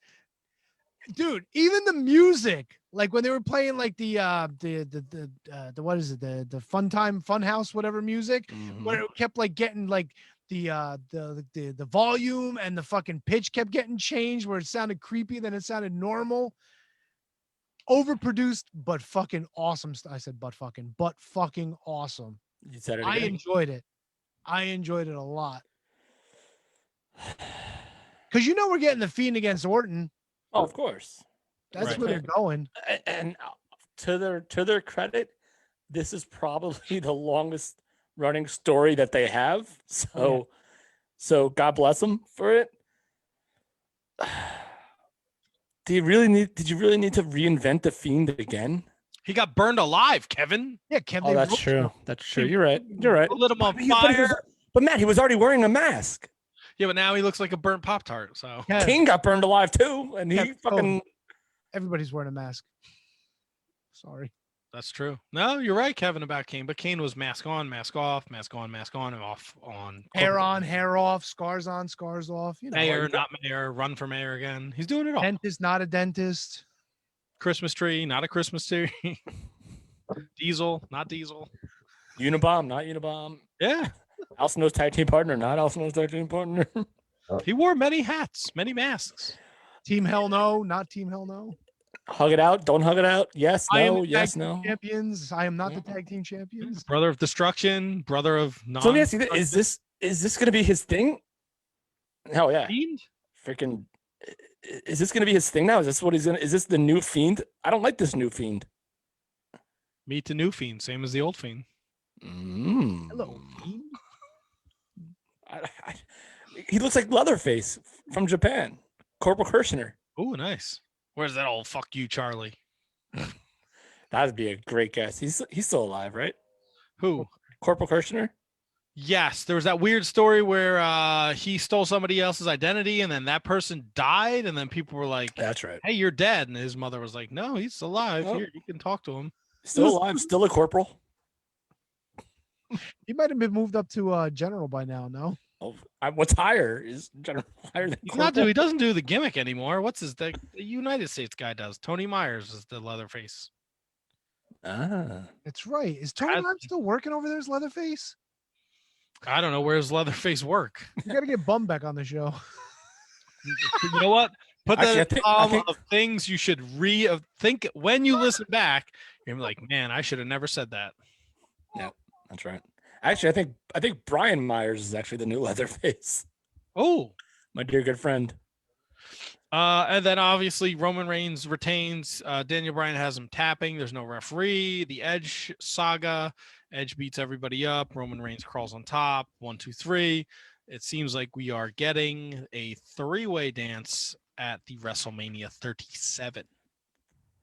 That's got a main event night too, no? Naito? I would think so. I think like, Drew and Bobby main events night Bobby's 1. Got to be night 1. Yeah, that's not a night 2 closer. I give the nod at some point. I think you got to give the nod to Sasha Bianca for one of them, right? No. You don't think Bianca's earned it yet? They're not in a position to main event this show this year. I kind of agree, but I feel like the story has been good, and I think if anything, Bianca just hasn't been around on the main roster long enough to get it. Even though I'm a huge fan. Not only that, but I mean, you look at McIntyre. They want to give him that win in front of a crowd, and then you look at the other match, the 3-way. Who the fuck doesn't want Daniel Bryan in their main event? The crowd's gonna go. But he's gonna lose though, Tony. Tony, he's losing. Yeah, but a crowd that hasn't been there in a year get a chance to fucking all do yes is for the main event. You can't go wrong with that, dude. Actually, would he lose? See, that's a great question. He could pin Edge is now. I'm assuming Edge is a heel now, right? He's a heel. I don't think so because he attacked Daniel Bryan after Daniel Bryan hit him first. Well, he was also tweening too because he was calling Daniel Bryan out for some shenanigans. Well, because I mean, it was a whole stipulation with the the enforcer stuff. So I don't know. I think maybe I can't see Daniel Bryan winning for the same reason I can't see Edge winning. But isn't that the point of don't you want the WrestleMania have a feel good ending? Daniel Bryan winning, he's a huge baby face. It'll go nuts. And then you could go off. Roman Reigns doesn't get pinned. So there's a built-in story there. Paul Heyman can chirp about that all day. And then Daniel Bryan single matches. And Edge does the right thing as the more experienced guy putting over Daniel Bryan, who I think he really likes. Then maybe we get Edge Daniel Bryan at Backlash. And we hold Roman Reigns for a month. Right? Maybe Roman Reigns just goes on a tear and starts destroying everybody till he gets his rematch. Because remember, in WWE lexicon now, there's no more automatic rematches for champions that lose titles. And you know what, Tony? This could actually be one of the first times where the heel, the bad guy chasing actually could work. Whereas like we always lead that towards like the sympathetic baby face, the heel, like the angles in the chase, but it's always a baby face. It's always a good guy. Maybe this could actually be a time where Roman Reigns, as a heel, the chase works. Or maybe Roman disassociates himself from Heyman, and then Edge wins the title from Bryan in the rematch, and now we got Edge Roman again from different sides of the same mirror. Let's not forget about Jey Uso. Jey Uso is probably involved in this at some point still too, by the way. Oos. Yeah, we got the Oos. And where's Jimmy? Maybe Jimmy. Ooh, give me Jimmy cookies. Oh, didn't we have a 24/7 title change as well during the fucking deodorant commercial? I don't know. It's not in my notes, so I don't care. Yeah. I just remember the commercial because Drew Gulak was in the Old Spice commercial or whatever the fuck it was. We talked about it last week. It looks like WrestleMania is on the verge of selling out. Awesome. Good for them. Are they at 25 per night or did they get to 45? So this report that I pulled said it looks like there will be 25,000 people per night. It looks like people are buying tickets for night 1 and 2. Awesome. And when I pulled this article, I want to say this was Saturday. It says that there are between 1,300 and 1,400 tickets for each show left. Wow. That's huge. They did release the disclaimer too. Uh-huh. Where you are essentially saying, if you go and you happen to get COVID and worst case scenario, you die, WWE is not liable for that. That's right. Look, when you go to like one of those jumping with your kids, when you used to go bungee jumping, remember when that was a thing? Look, I understand. You have to put caution hot coffee on a cup from Quick Check, McDonald's, because some idiot will burn themselves and then try and sue the company. So I get it. But a year into this, the risk you are taking. Yeah, of course. But to cover their ass legally, I get it. 100%. It makes and look, if you don't want to take that risk, you don't go. That's all there is to it. Yeah, stay home in your pajamas. Talk to Henry Godwinn and Josh Woods. You could watch it on the Peacock. Just watch it on shitty ass Peacock. Boys, what did you watch it on? I watched it on the network. My network officially gets canceled tomorrow because my renewal was on the 24th. And as they said in the emails that they sent out, your renewal date will be your cancellation date. So you don't have to do diddly squat to get rid of WWE Am I the only one that thinks if I never close the browser that I'll never get kicked off? Yeah, some shit will pop up. You're not wrong for thinking that because they do tend to leave you logged in for certain apps even after you change your password and stuff. So I still have you think that, but I still have Nitro from the day after of Road Wild 1996 or Hog Wild at that point, Henry O. Godwinn Wild. Here's something I learned. If you are watching on Amazon Fire Stick or Fire TV or any of their products, there's no Peacock app. You kind of have to download a downloader and backdoor it. There's ways that you could do it. It's not a hard process unless you're Chromecasting. But if you have a Roku, you can get on the Roku. I don't know about Xbox and PlayStation. I'm assuming you can, but I haven't looked into it. But there's definitely workarounds to get it. So if you have an Amazon device, you can get a workaround to get it. Speaking of Xbox, you going to go Retromania tonight at midnight? No. Ooh. No, and I'll tell you why. Have you seen any of the videos with the footage from Steam, like the actual playing footage? I don't know what that is. Okay. The game looks awesome. The graphics look great. I think the storytelling is well done from what I've seen. However, the game moves very fast, very fast. The animations, when it comes to like moves, they're not great. There's times where people go for pins and they're not even covering the person. Like the graphics are shifted. The animation getting in and out of the ring looks awful.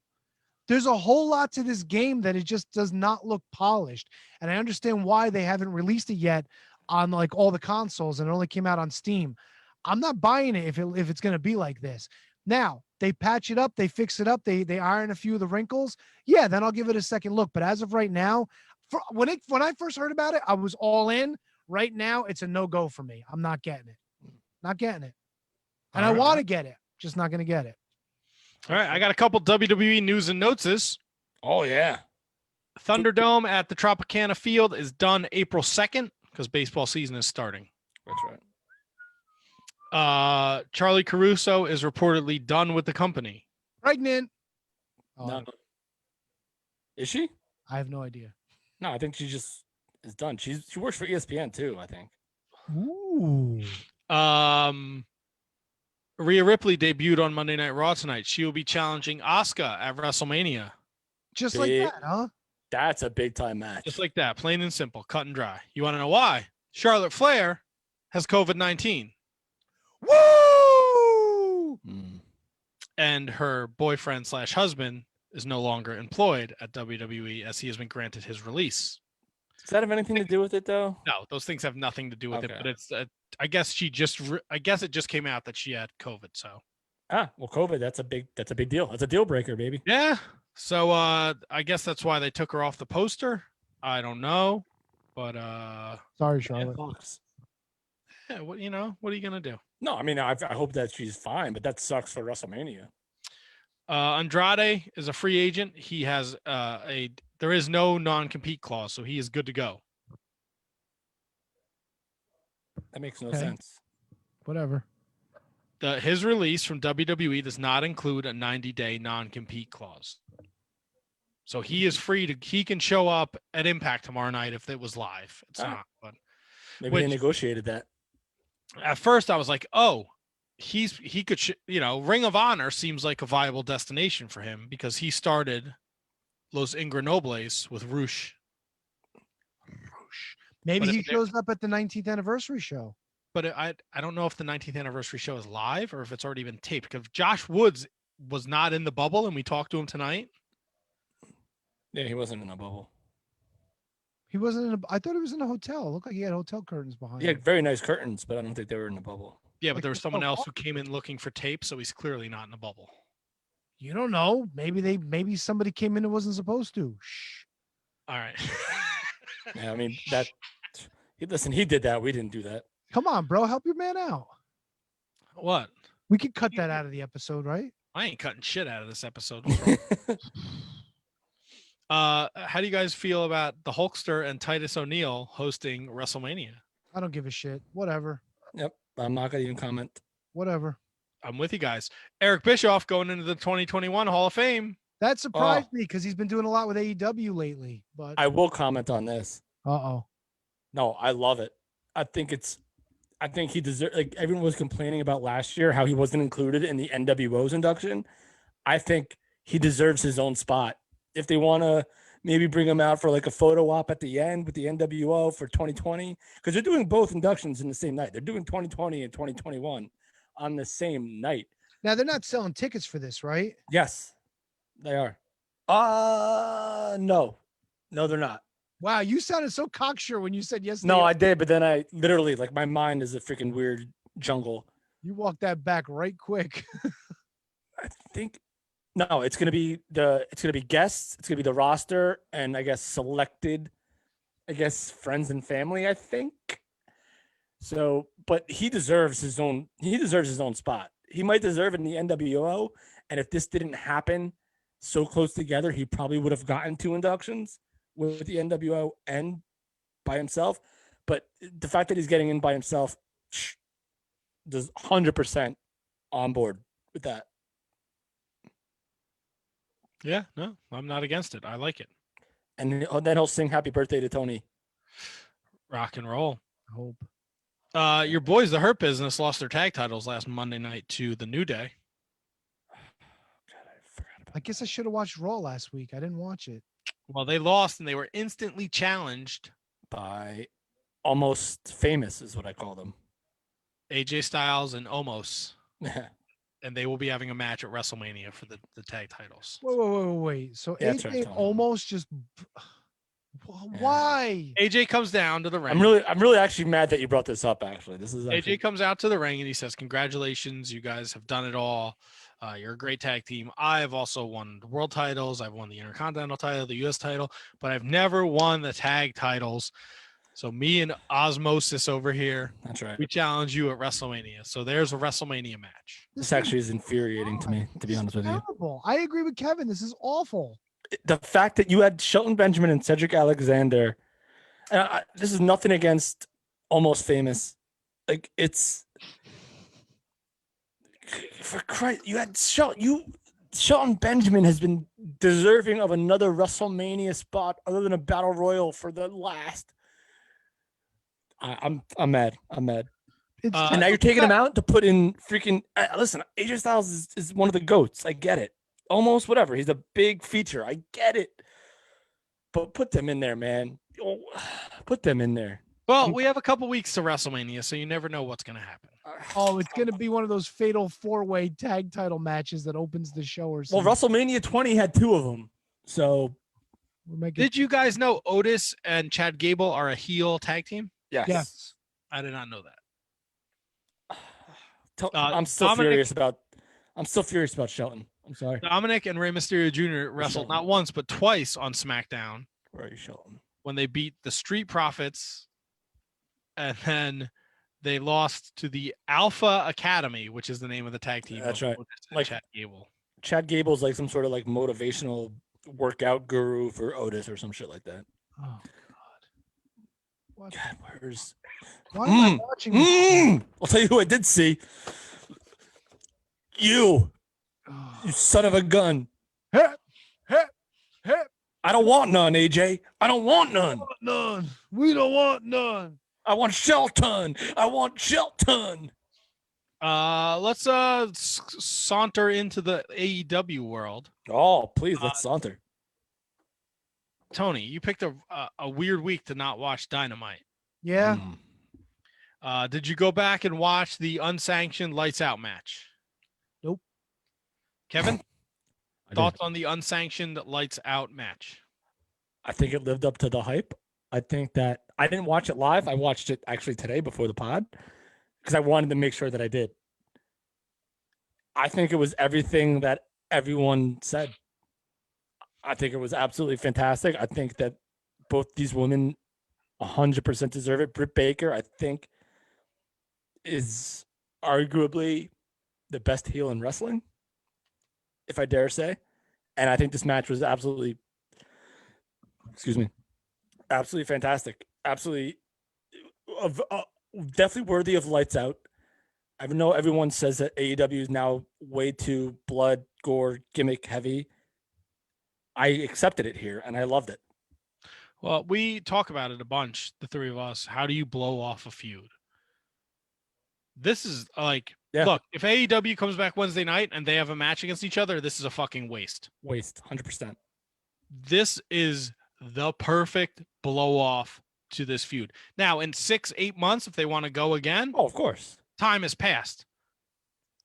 I'm not telling you Dynamite was awesome this week. There were some great moments and there were some really bad moments, but this match was the best match that the AEW women have ever put on in its short history. And I think it's the best match both of these women have ever performed in ring. And Matt, and you're 100% right to the point where because this match was so good, if we get it again in a year, if we get it again, in 8-9 months or whatever, who's going to complain about it? No one. You would hope. There's always, IWC is full of fucking trolls because people instantly start. I don't get Matt, apparently you're the mayor of the IWC. IWC nowadays. is really chapped my ass. I like this match is great. Nobody is, no one's saying that this match is a standalone. this match is this. Bailey and Sasha from TakeOver is over there. These two matches have nothing in common. There's no need to compare them. They are both great matches. Yeah. I don't understand why wrestling fans feel the need to constantly, and then just the back and forth is just poisonous. It's hate-filled. They're two great matches. Just let them be two great matches. It's not like in Japan where every Tanahashi match is dog shit and every Jay White match is great. Fuck your hand. Tony, he makes zillion points. I mean, every Jay White match is fantastic. Actually, I can't even shit on Jay White. I love Jay. I love everyone. I'm a fan of the world. Oh, fan of the world. I like. Oh yeah, big fan of everyone. Because you know what? They're doing it. All right. So if you're sitting, I'm gonna get pissed off now. Almost. If you're, never mind. I won't. All right. Let's move on to another AEW subject. How do Pinnacle? You feel? Yes. About the group name, The Pinnacle. Love it. It's my favorite vodka. Love it. Love it. Love it. Love it. Love it. Love it. And no one, Tony, how do you feel about Pinnacle? I'm the Pinnacle. That means I reign supreme and I'm notorious. I'll crush you like a jelly bean. I'm bad. That's everything I hope for and more. So are you on board with this Pinnacle? I love it. I think it's I kind of wish the nostalgia guy in me kind of wish it was just 4 people and not 5. So like I feel like Wardlow is a little out of place, but because he's been with MJF for forever, it definitely makes sense. I was hoping we just get like the 4 of them, but no problem with that. I love it. I think it's, and we always complain about stables and AEW and stables everywhere, but the Inner Circle, that boom, perfect. Sign me up all day, every day. And I think Wardlow's the expendable one in the group. Clearly, there's been weird dissension between him and MJF pre-Inner Circle and throughout the Inner Circle. So if you're going to, he's going to be, we're going to cut you because you're dead weight, and then you're going to make him a face and he can go after the Pinnacle and him and MJF can do their thing. Yeah, that's true. There's so much money in Wardlow. I want Tony's feelings on the Pinnacle. Do you like the name for the group? I like the name. Sure. Okay. All right. From what I heard, everybody came out, looked professional, and everything was great, and more power to them. Yeah, MJF and Tully cut a hell of a promo. Love it. I mean, MJF's been cutting hell of a promo ever since he fucking started cutting promos, right? What's yours is mine, and what your office with the Inner Circles is the Pinnacles. This Wednesday night on Dynamite, Johnny Silver gets a TNT Championship shot against Darby. Johnny Hungy. Kenny Omega, Matt Sydal, Nyla Rose, Tay Conte, 6-man with the newly formed Pinnacle against the Varsity Blondes and Dante Martin. So Brian Pillman doing double duty. No, maybe not double duty. He's working Wednesday night. He worked last Wednesday night on MLW Fusion. He was the one who took the open contract that Leo Rush taped to the concrete wall. Can I bring up one note or 2 notes from Being the Elite, by the way? You may. I did not watch Being the Elite, but yes, please, by all means. I watched it. I'm tired of the fucking Good Brothers. They were doing the whole fucking jerk off, it's a funny joke, haha, kind of thing again. They're paying off after months and months the Adam Page, Nick Jackson thing, where Nick Jackson finally found out from Matt Hardy that he was the reason that they threw him out of the Elite. Because remember, Matt Hardy took the phone and sent the text to Nick Jackson.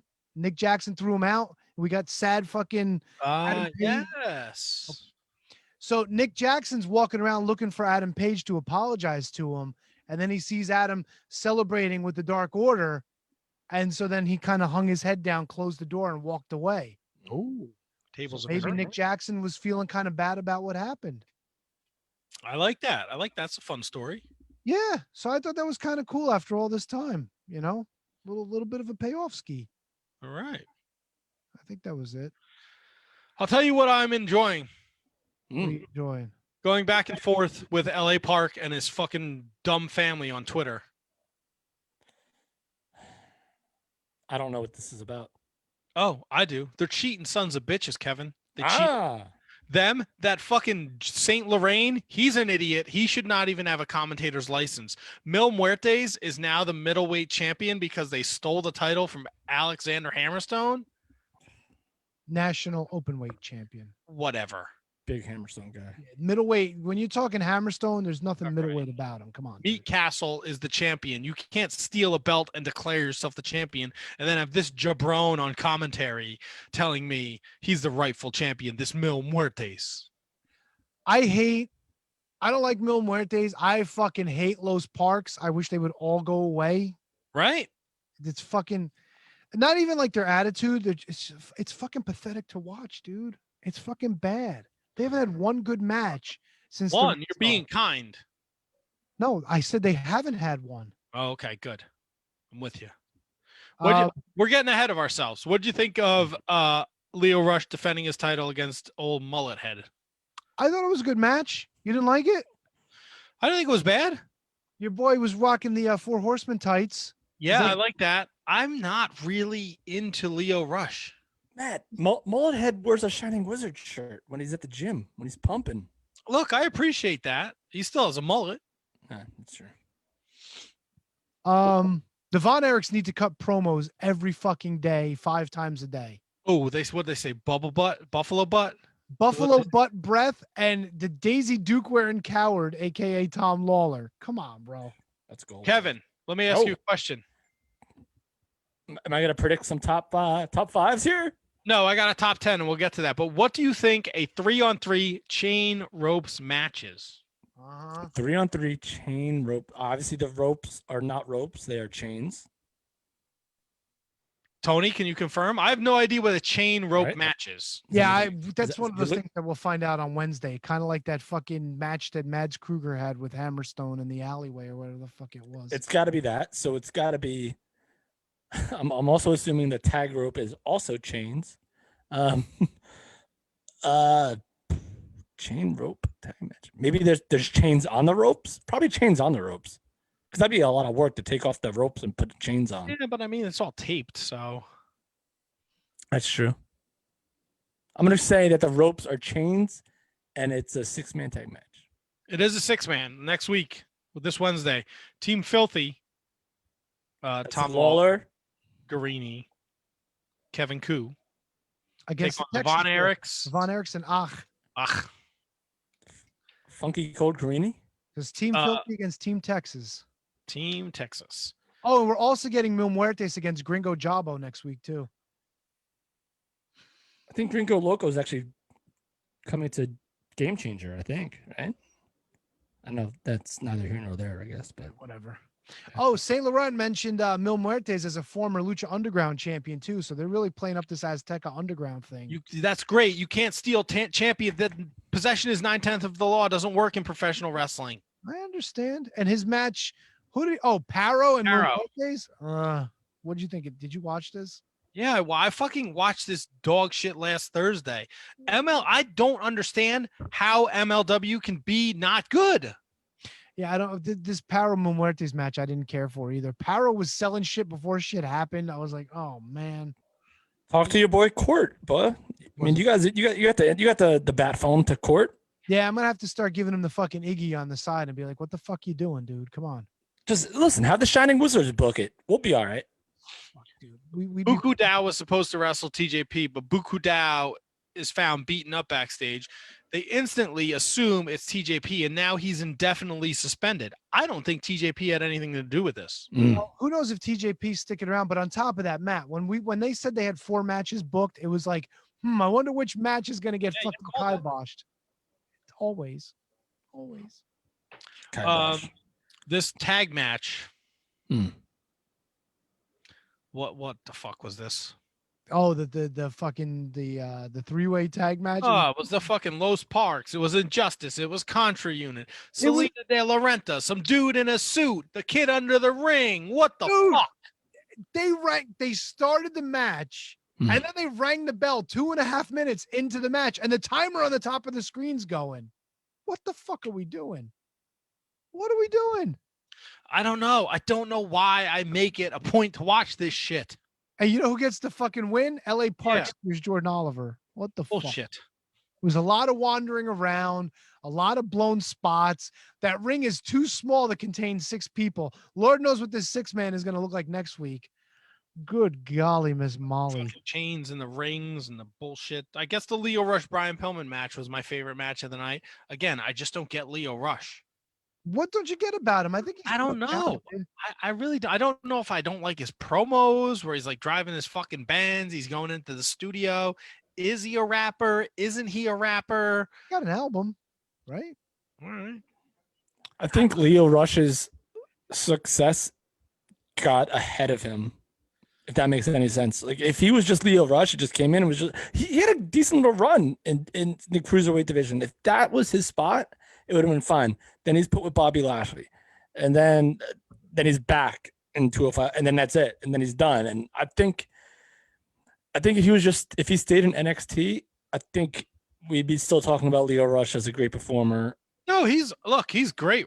His matches are good. I just don't like I don't get it. I don't get you don't understand what he's trying to do right now. Like I'm not excited. Like, oh, Leo Rush is wrestling. He's got an open contract this week. I can't wait to see who he's wrestling. I'm kind of like, eh. Well, isn't he like the AAA champ too, or something like that? Well, you wouldn't know it this week, Kev, because he didn't come out with the belt and they didn't even mention it. So fucking weird. So weird. Matt. Yo. Not this Wednesday, but next Wednesday, we've got Never Say Never. And it's going to be Injustice with their new buddy associate, Calvin Tankman, taking on members of Contra. We've got Jordan Oliver against Simon Gotch. We've got Myron Reed against Davari. And your main event for the World Championship, Jacob Fatu defends against Calvin Tankman. We're pulling the trigger on this already. There we go. Yeah. Potential for that show to be great. Next week, I don't have high hopes at all. I should say this week. Yeah, it's rough. I don't know. Kevin, you want to hit the PWI top 10 for the MLW? Oh, PWI. All right. D. Malenko, 1997. Not on the list. Oh. All right. So what am I doing? Like top 5 singles rankings here? This is just the PWI top 10. I'm guessing this is all singles for MLW. All right, Tony. I need you up against the microphone for this. Ooh, get in there, baby. Just because I feel like your commentary would be hysterical if I get this wrong. Myron Reed. Myron Reed comes in at number 8. Jordan Oliver. Jordan Oliver is number 10. That I remember. God, what's up? Injustice is so far down. Koo. Kevin Koo is not on the list, Kevin. I'm sorry. I was cuckoo for Cuckoo Puffs. Oh, come on, Tony. That was great.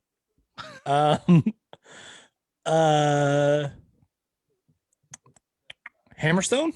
Hammerstone is number 1. Yeah, all right. Yeah. I forget this roster every week. Davey Boy Smith is not there anymore. No, he's out. You want me to start throwing some out? Yeah, throw some out, T-Donk. Let's go. Well, you said Myron and Jordan. Calvin. The one person I got right. Calvin Tankman's up there. Yep, he's number 5. Mil Muertes has got to be up there. He's number 4. All right, Tony. All right, let me try this now, because you clearly know them all. Let's try Loki's up top, isn't he? God damn it, Tony. Where's Loki? He's number 3. What about Pilsky? Pilsky's not on the list.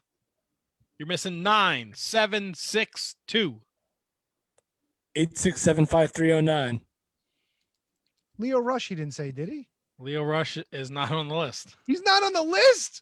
Yeah. That's now everyone wants to love Leo Rush. Everyone wants to love Leo Rush. Well, you're the middleweight champion of MLW. You figure you'd be on the list. One is a past guest of the show. Richard Holiday. Richard Holiday is number 7. That's right.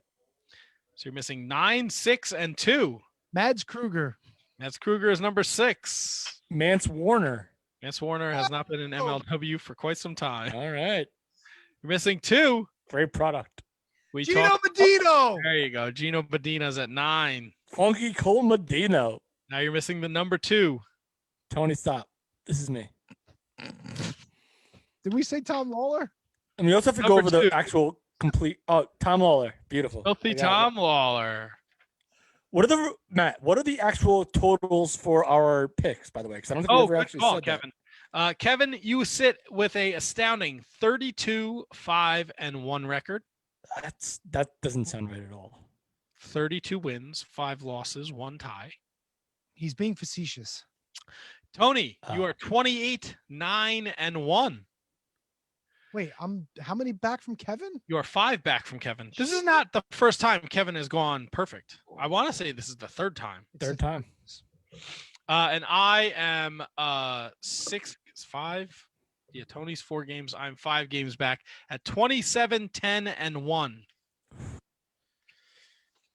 I will strike while the iron is hot. Oh, there's no doubt in my mind that I will lose this. So. Oh, we got Ring of Honor this Friday too, don't we? We do have Ring of Honor this Friday. I want to run over a couple New Japan things real fast. New Japan Strong, the New Japan USA Cup qualifier matches. Ren Narita defeated Mysterioso. Not a very good match. Mysterioso, not a very good showing. Very heartbreaking. Mysterios, no. Right. Brody King defeated Bateman to qualify. Awesome match. Jason or Justine? Just Bateman. One name. Next week, Dickinson against Blake Christian and Clark Connors against TJP. Tony, you have anything to say about that? Yes. I heard they call him Ya. Because they call him Dickinson Ya. All right, that was okay. That was pretty funny. We had our conclusion of the New Japan Cup. What a banger! We got Ospreay against Shingo Takagi. Ospreay beat David Finlay to make it to the finals. Shingo beat Evil. David Finlay upset Jay White to reach it to the final fours. Fuck Jay White. Fuck you. Fuck the shining Jay White. So Will Ospreay defeats Shingo Takagi to claim the New Japan Cup for 2021. Post-match, he gives a promo. Then he hits his girlfriend, Bea Priestley, with a cutter. Everyone is appalled. I'm not appalled. I just don't understand why he did it.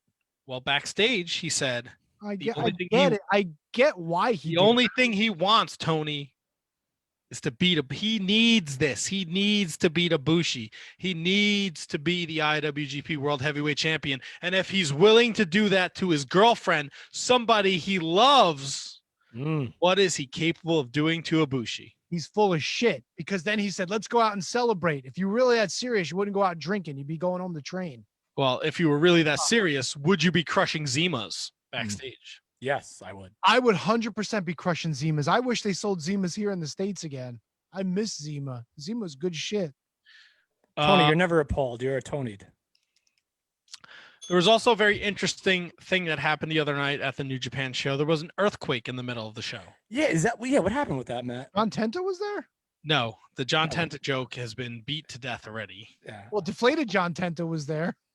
He was. John Tenta's dead, bro. Well, deflated John Tenta. It was during a 6-man match. It was Okada, Tanahashi, and Kota Ibushi against Yujiro Takahashi, Kenta, and Jay White. This is the one time I will forgive your stumbling over words. The camera in the arena visibly shook and the ceiling lights could be seen swaying. The match was stopped. Everybody exited the ring. And then they took about half an hour just to make sure everything was okay. Tanahashi and Okada were taking pictures with the fans. Jay White was hugging all the belts. They, and you watch the video, like nobody runs away. People stay. Like the fans stay. There might be like 1 or 2 people you see run under the hard camera, but everyone else kind of stays. And then there's an announcement. And they eventually finished the show, but it was pretty interesting. I feel like earthquakes are like thunderstorms over there. Catherine wants to know if it was a fart quake. Everyone knows where the fart quake resides. That's right. Great point, Matt. Tony, your boy Yo, he's back. Oh, he's coming back. I saw that. Him and Show are going to challenge Desperado and Kanemaru for the IWGP Junior Heavyweight Tag Titles at New Japan Pro Wrestling Sakura Genesis. Good, and you know they will be winning. Good for them. Well, I think we should pick Sakura Genesis on April 4th. Is it a pay-per-view? It's a big show. April 4th is Easter, isn't it? Not, I don't know if they celebrate Easter in Japan, man. It's fucking 4 a.m. I got Japan, man. I am a Japan. Matt, I'll pick whatever you want. I don't give a shit. Or we can talk about that in the post here. That's about it for New Japan. What else did I have in my notes here? I know we're running long, so I'm just trying to make sure I hit on everything. Watch Impact Wrestling every Tuesday. Impact is bringing back Hardcore Justice. That's right. Wonderful. Tommy Dreamer, baby, the GM. That will be their. Great! Another Tommy Dreamer match. Woohoo! No, he's the GM. He's booking the show. He's the producer. Come on, Triple H don't book himself on WrestleMania, Kev. Who you kidding? No, he's. Oh, well, that's fair. That'll actually be taking place Saturday, April 10th, the same night as WrestleMania. It's probably going to be in the afternoon, I would imagine. They're not going to run it at the same time. I mean, it's probably already been taped, so I'm sure they. I don't know if it has. They announced that the Impact World Tag Titles will be on the line at the Rebellion pay-per-view. The Good Brothers will get a rematch against Finn Juice. Oh yeah. I wonder if they're going to jerk off before the show. You got to stop. You got to lay off that. It's the Good Brothers. It's their gimmick. All they do is whack each other off. That's a good point. Lay off the whacking off. Kevin, anything of note from Impact last week you'd like to bring up? I know Sami Callihan beat Trey Miguel, and it looks like they're setting up a three-way dance with Ace Austin, Chris Bay, Josh Alexander. Oh, excuse me, a four-way, and TJP. Yeah. I don't. My memory is absolutely terrible, so I don't know. And I know what you're saying, but is this the first show that we've been able to talk about the go home or the after sacrifice stuff? This show on was that last show last Tuesday that you most recently watched is the first show after Sacrifice. All right, so we talked about Sacrifice already. Yes. So, but we had Rhino versus Jake something, which is two big boys going at it. I don't like Rhino in Violent by Design, but I love the fact that it brings a new product to it. I love listen, my dear good friends. They're fighting. Brian Myers wants nothing to do with Matt Cardona. Cardona got to get out of Brian's impact zone, if you will. So Brian Myers Matt Cardona will have a sit-down interview, I think, with somebody on this Tuesday on Impact. You had a big 12-woman tag match, and Jazz will be fighting for the championship against for the Virtuoso this week. Impact is, again, great show. I have a lot of fun tweeting on it on Tuesday nights. So just check it out. Check out our Twitter on Tuesday nights. It's fun. It's a great show. Everything is great. Everything is evil. Fuck him. Ooh. It's fuck evil. NXT, a couple quick things. Dexter Lumis defeated Austin Theory. Adam Cole and Kyle O'Reilly are on a collision course. Santos Escobar and Jordan Devlin are going to have a unification match at Stand and Deliver to find out who the real cruiserweight champion is. Dakota Kai quickly defeated Zoe Stark. Io Shirai blew right past her and went right to Raquel Gonzalez, and it seems like that will be the main event of the first night of Stand and Deliver. Io Shirai against Raquel Gonzalez. It has been set that the night 2 Stand and Deliver NXT TakeOver pay-per-view main event will be Finn Balor against Karrion Kross. Karrion Kross and Finn Balor were in a tag match against Danny Burch and Only Lorcan. One of them, I want to say it was Lorcan, separated their shoulder. Oh, no. Let's see. Danny Burch, separated his right shoulder during the tag match. So I don't know what that means for them in the future, if they have to vacate the tag titles or not. You'll have to tune into NXT this week to find out. It looks like the women's tag team champions will be defending their title against the Robert Stone brands, Aaliyah and Jessie Kame. I don't know much about the Robert Stone brand, so. LA Knight made his debut. Walter returns. It looks like we're going to get Walter Tommaso Ciampa, which is going to be awesome match. So that's my quick rundown of NXT. Do you gentlemen have any questions, comments, concerns, sarcastic remarks? No.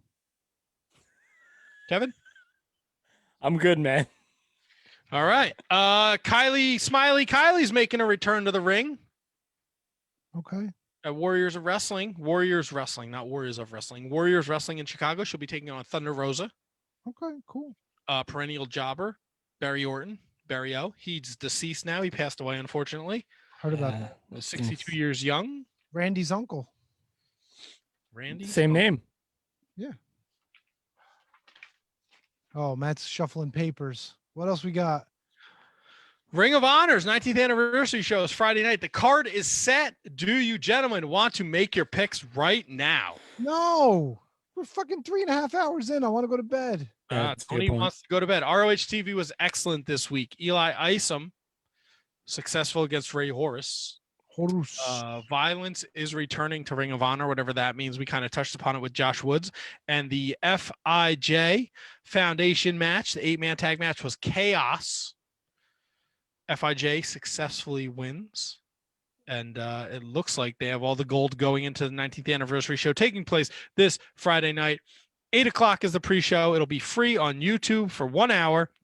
You will see the Shane Taylor promotions.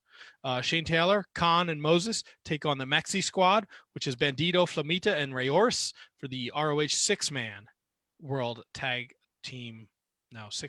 titles, excuse me.